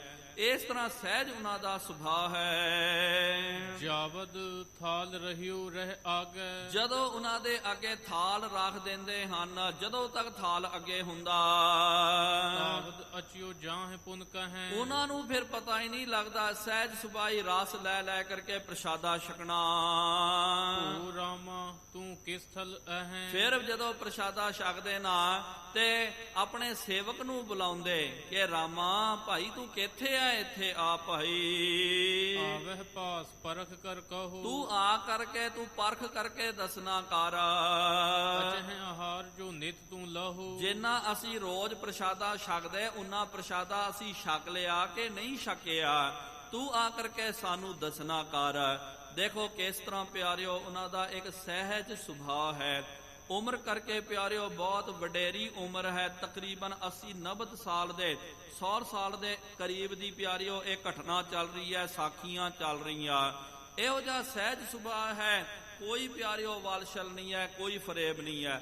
ਜਿਸ ਤਰ੍ਹਾਂ ਨਿੱਕਾ ਬੱਚਾ ਜਿਹੜਾ ਹੁੰਦਾ ਨਾ, ਉਹਨੂੰ ਕੋਈ ਪਤਾ ਨਹੀਂ ਹੁੰਦਾ। ਕਈ ਵਾਰੀ ਮਾਂ ਜਿਹੜੀ ਆ ਖਵਾ ਦਿਓ, ਉਹ ਥੋੜਾ ਹੀ ਖਾ ਕਰਕੇ ਸੌਂ ਜਾਂਦਾ, ਤੇ ਫਿਰ ਮਾਂ ਲਾੜ ਲੜਾ ਕਰਕੇ ਚੰਗੇ ਉਹਨੂੰ ਕਹਾਣੀਆਂ ਸੁਣਾ ਕਰਕੇ ਜ਼ਿਆਦਾ ਖਵਾਈ ਜਾਵੇ ਤੇ ਬੱਚਾ ਪਿਆਰਿਓ ਉਹ ਵੀ ਭੋਜਨ ਜਿਹੜਾ ਗਟਕ ਜਾਂਦਾ, ਉਹਨੂੰ ਕੋਈ ਪਤਾ ਨਹੀਂ ਹੁੰਦਾ। ਲੇਕਿਨ ਆਪਾਂ ਕੀ ਕਰਦੇ ਆ, ਹਰ ਕੋਈ ਬੰਦਾ ਪਿਆਰਿਓ ਕਦੇ ਆਪ ਜੀ ਨੇ ਸੋਚਿਆ ਹੋਵੇਗਾ ਜਾਂ ਵੇਖਿਆ ਹੋਵੇਗਾ, ਜੇ ਨਹੀਂ ਤਾਂ ਇੱਕ ਵਾਰੀ ਵੇਖਣਾ ਚਾਹੀਦਾ। ਆਪਾਂ ਕੀ ਕਰਦੇ ਆ, ਜਦੋਂ ਵੀ ਪ੍ਰਸ਼ਾਦਾ ਛਕਦੇ ਹਰੇਕ ਦਾ ਪਿਆਰਿਓ ਇੱਕ ਨਿਯਮ ਬਣਿਆ ਹੋਇਆ ਹੁੰਦਾ ਕਿ ਭਾਈ ਸਵੇਰੇ ਇੰਨਾ ਕੁ ਛਕਣਾ ਹੈ। ਜਿਹੜਾ ਥੋੜਾ ਡਾਈਟ ਮੇਨਟੇਨ ਕਰਦੇ ਹਨ, ਦੁਪਹਿਰੇ ਭਾਈ ਇੰਨਾ ਪ੍ਰਸ਼ਾਦਾ ਛਕਣਾ, ਇੰਨੇ ਫੁਲਕੇ, ਇੰਨਾ ਪ੍ਰਸ਼ਾਦਾ, ਇੰਨੇ ਕੋ ਚੌਲ, ਆ ਦਾਲ ਸਬਜ਼ੀ ਛਕਣੀ ਹੈ, ਜਾਂ ਰਾਤਰੀ ਨੂੰ ਇੰਨਾ ਆਪਾਂ ਨੇ ਭੋਜਨ ਛਕਣਾ। ਕਈ ਤਾਂ ਕਹਿ ਹੀ ਦਿੰਦੇ ਮੈਂ ਦਿਨੇ ਇੰਨੇ ਪ੍ਰਸ਼ਾਦੇ ਛਕਦਾ, ਰਾਤਰੀ ਨੂੰ ਇੰਨੇ ਛਕਦਾ। ਲੇਕਿਨ ਕਈ ਵਾਰੀ ਕੀ ਹੁੰਦਾ, ਵਧੀਆ ਭੋਜਨ ਜੇ ਬਣ ਜਾਵੇ ਜਾਂ ਪਾਰਟੀਆਂ ਦੇ ਵਿੱਚ ਜਿੱਥੇ ਐਨ ਮਸਾਲੇਦਾਰ ਭੋਜਨ ਜਿਹੜਾ ਹੈ, ਚਟਕੀਲਾ ਭੋਜਨ ਪ੍ਰਾਪਤ ਹੋ ਜਾਵੇ ਤੇ ਬੰਦੇ ਦੀ ਪਿਆਰਿਓ ਹੱਦ ਟੁੱਟ ਜਾਂਦੀ ਹੈ। ਫਿਰ ਉਹੀ ਘਰ ਦੇ ਵਿੱਚ 2 ਪ੍ਰਸ਼ਾਦਾ ਛਕ ਕੇ ਜਿਹੜਾ ਬੰਦਾ ਤ੍ਰਿਪਤ ਹੋ ਜਾਂਦਾ, ਤੇ ਫਿਰ ਜਦੋਂ ਆਪਾਂ ਬਾਹਰ ਦਾ ਛਕਦੇ ਨਾ ਭੋਜਨ, ਤੇ 4-5 ਪ੍ਰਸ਼ਾਦਾ ਵੀ ਤੁਸੀਂ ਛਕ ਲਿਓ ਤਾਂ ਵੀ ਤੁਹਾਡੀ ਭੁੱਖ ਜਿਹੜੀ ਹੈ ਤ੍ਰਿਪਤ ਨਹੀਂ ਹੁੰਦੀ ਹੈ। ਮਨ ਨੂੰ ਲੱਗਦਾ ਭਾਈ ਘਰ ਦੇ ਵਿੱਚ 2 ਹੀ ਪ੍ਰਸ਼ਾਦਾ ਛਕਦੇ ਤੇ ਆਪਾਂ ਰੱਜ ਜਾਂਦੇ, ਲੇਕਿਨ ਬਾਹਰ ਦਾ ਜਿਹੜਾ ਇੰਨਾ ਪ੍ਰਸ਼ਾਦਾ ਛਕ ਲਿਆ ਰਜੇਵਾ ਹੀ ਨਹੀਂ ਆਉਂਦਾ। ਲੇਕਿਨ ਕਹਿਣ ਦਾ ਭਾਵ ਹੈ ਹਰ ਕੋਈ ਬੰਦਾ ਜਿਹੜਾ ਇੱਕ ਨਿਯਮ ਦੇ ਨਾਲ ਇੰਨਾ ਛਕਦਾ। ਲੇਕਿਨ ਬਾਬਾ ਜੀ ਨੂੰ ਕੋਈ ਪਤਾ ਨਹੀਂ ਹੁੰਦਾ ਸੀ, ਮਸਤ ਰਹਿੰਦੇ ਸਨ। ਤੇ ਉਹਨਾਂ ਦਾ ਸੇਵਾਦਾਰ ਆ ਕਰਕੇ ਕਹਿੰਦਾ, ਬਾਬਾ ਜੀ ਰੋਜ਼ ਜਿੰਨਾ ਪ੍ਰਸ਼ਾਦਾ ਛਕਦੇ ਉਹਨਾਂ ਛਕ ਲਿਆ ਆਪ ਜੀ ਨੇ। ਦੋਹਰਾ ਤ੍ਰਿਪਤ ਭਏ ਰਮਦਾਸ ਕੇ, ਪਿਖੋ ਕੇ ਤ੍ਰਿਪਤੇ ਨਾ। ਫਿਰ ਕਹਿੰਦੇ ਕਿ ਭਾਈ ਰਮਦਾਸ ਕੇ, ਉਹ ਆਪਣੇ ਸੇਵਾਦਾਰ ਨੂੰ ਕਹਿੰਦੇ ਕਿ ਤੂੰ ਵੇਖ ਲੈਣਾ ਕਰ ਅਸੀਂ ਤ੍ਰਿਪਤ ਹੋਏ ਕਿ ਨਹੀਂ ਹੋਏ ਹਾਂ। ਉਹ ਵੀ ਪਤਾ ਨਹੀਂ ਸੀ ਕਿ ਭਾਈ ਮੈਂ ਹੁਣ ਤ੍ਰਿਪਤ ਹੋ ਗਿਆ। ਬੰਦੇ ਨੂੰ ਤਾਂ ਪਤਾ ਲੱਗ ਜਾਂਦਾ ਕਿ ਭਾਈ ਹੁਣ ਮੈਂ ਤ੍ਰਿਪਤ ਹੋ ਗਿਆ, ਜਾਂ ਫਿਰ ਆਪਾਂ ਨੂੰ ਇਹ ਵੀ ਪਤਾ ਲੱਗਦਾ ਕਿ ਭਾਈ ਛਕਿਆ ਪ੍ਰਸ਼ਾਦਾ ਲੇਕਿਨ ਮੈਂ ਤ੍ਰਿਪਤ ਨਹੀਂ ਹੋਇਆ। ਆਪਣੇ ਸੇਵਾਦਾਰ ਨੂੰ ਇਹ ਪੁੱਛਿਆ ਕਰਦੇ। ਸੁਨ ਰਾਮਾ ਸੇਵਕ ਤਬੈ, ਹੇਰੋ ਹੋਇ ਕਿਰਪਾਹਿ। ਫਿਰ ਭਾਈ ਰਾਮਾ ਜਿਹੜਾ ਉਹਨਾਂ ਦਾ ਨਿਕਟਵਰਤੀ ਸੇਵਾਦਾਰ, ਉਹ ਲਾਗੇ ਹੋ ਕਰਕੇ ਪੇੜ ਦੇ ਉੱਤੇ ਹੱਥ ਰੱਖ ਕਰਕੇ ਉਹ ਟਟੋਲ ਕਰਕੇ ਦੱਸਦਾ। ਪਈ ਉਪਰ ਉਧਰ ਹਾਥ ਕੋ ਫੇਰ। ਉਹ ਸੇਵਾਦਾਰ ਕੀ ਕਰਦਾ, ਬਾਬਾ ਜੀ ਦੇ ਪੇੜ ਦੇ ਉੱਤੇ ਫਿਰ ਹੱਥ ਫੇਰਦਾ ਵੇਖਦਾ। ਨਿਤ ਸਮ ਊਚੋ ਹੋਵਤ ਹੇਰ। ਫਿਰ ਜਦੋਂ ਵੇਖਦਾ ਕਿ ਭਾਈ ਕਿਉਂਕਿ ਸਰੀਰ ਕਰਕੇ ਬਾਬਾ ਜੀ ਥੋੜੇ ਤਗੜੇ ਸਨ, ਲੰਬੋਦਰ ਸੀ, ਤੇ ਜਦੋਂ ਉਹ ਵੇਖ ਲੈਂਦਾ ਕਿ ਭਾਈ ਹੁਣ ਪੇਟ ਐ ਭਰ ਗਿਆ ਹੈ, ਕਹੇ ਬੰਦ ਕਰ ਤ੍ਰਿਪਤੇ। ਫਿਰ ਹੱਥ ਜੋੜ ਕੇ ਕਹਿ ਦਿੰਦਾ, ਬਾਬਾ ਜੀ ਕੋਈ ਗੱਲ ਨਹੀਂ ਆ, ਹੁਣ ਛੱਡ ਦਿਓ ਪ੍ਰਸ਼ਾਦਾ, ਤੁਸੀਂ ਤ੍ਰਿਪਤ ਹੋ ਗਏ। ਜਿੰਨਾ ਤੁਹਾਨੂੰ ਲੱਗਦਾ ਨਾ ਉਨਾ ਪ੍ਰਸ਼ਾਦਾ ਤੁਹਾਡੇ ਤੱਕ ਪਹੁੰਚ ਗਿਆ। ਨਿਤ ਸੰਪੂਜਨ ਕੀਨਸ ਸਭੈ ਨਿਤ ਸਮ, ਜਿਸ ਤਰ੍ਹਾਂ ਨਿਤਾ ਪ੍ਰਤੀ ਭੋਜਨ ਕਰਦੇ, ਅੱਜ ਵੀ ਤੁਸਾਂ ਨੇ ਉਹਨਾਂ ਭੋਜਨ ਕਰਨਾ ਕੀਤਾ। ਪੁਨ ਜਲਪਾਨ ਕਰਹਿ ਕਰ ਧੋਏ ਉਹ ਤੋਂ ਬਾਅਦ ਫਿਰ ਬਾਬਾ ਜੀ ਜਲਪਾਨ ਕਰਕੇ ਹੱਥ ਪਖਾਰਦੇ ਹਨ, ਧੋਂਦੇ ਹਨ।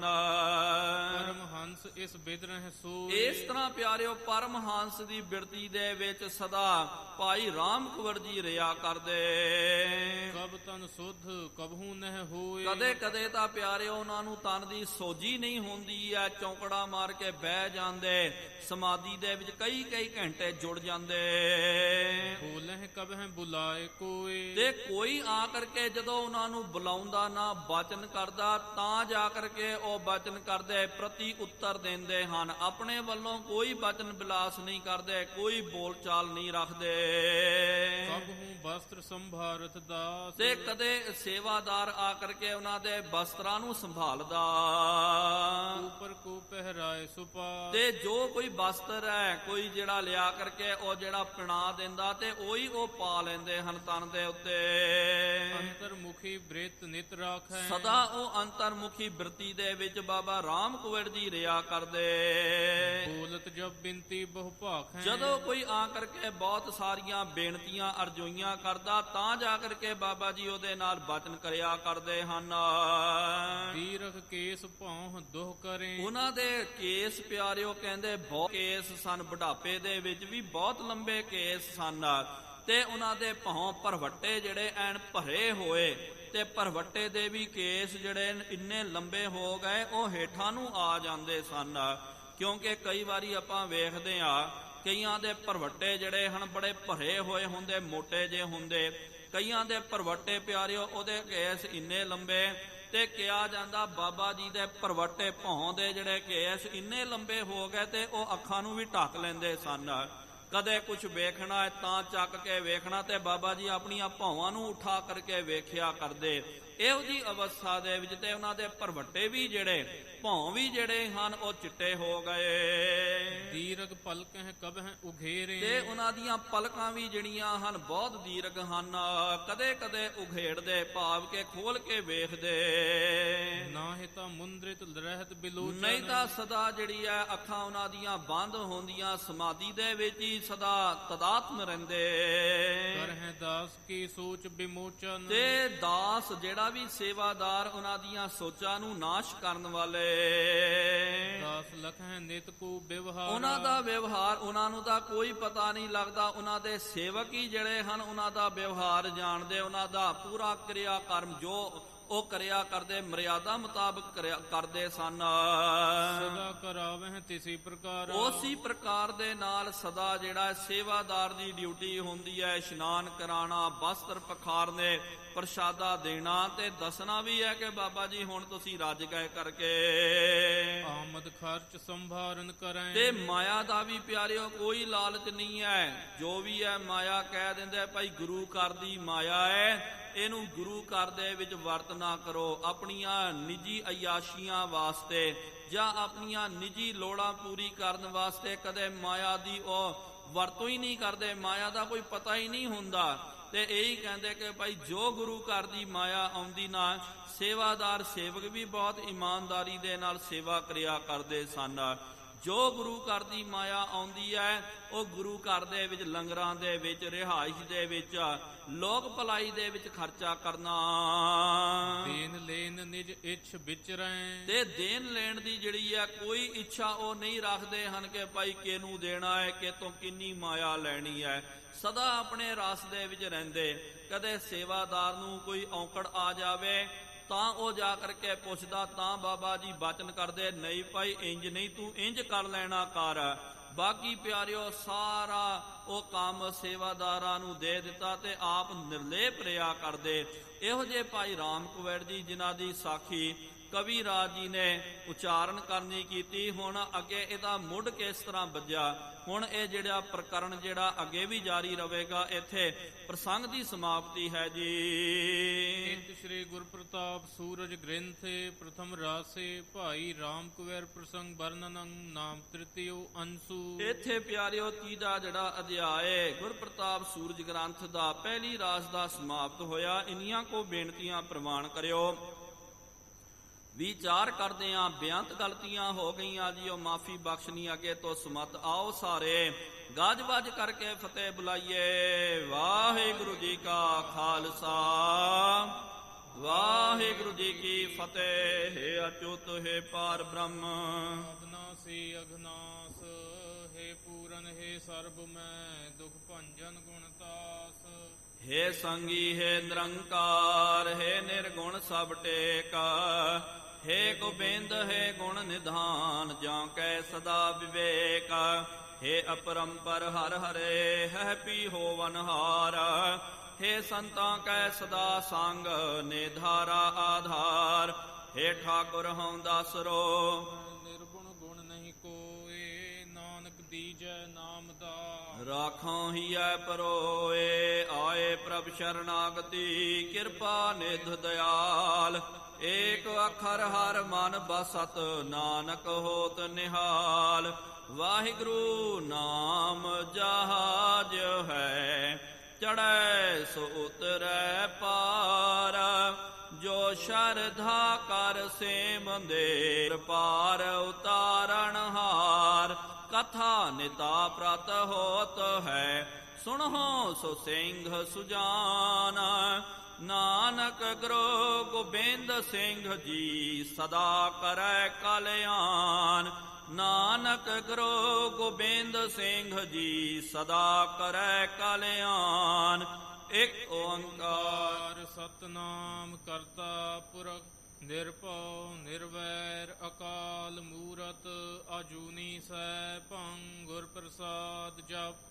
ਆਦ ਸੱਚ ਜੁਗਾਦ ਸੱਚ ਹੈ ਵੀ ਸੱਚ ਨਾਨਕ ਹੋਸੀ ਵੀ ਸੱਚ। ਇਕ ਓੰਕਾਰ ਸਤਨਾਮ ਕਰਤਾ ਪੁਰਖ ਨਿਰਭਉ ਨਿਰਵੈਰ ਅਕਾਲ ਮੂਰਤ ਅਜੂਨੀ ਸੈਭੰ ਗੁਰ ਪ੍ਰਸਾਦ ਜਪ।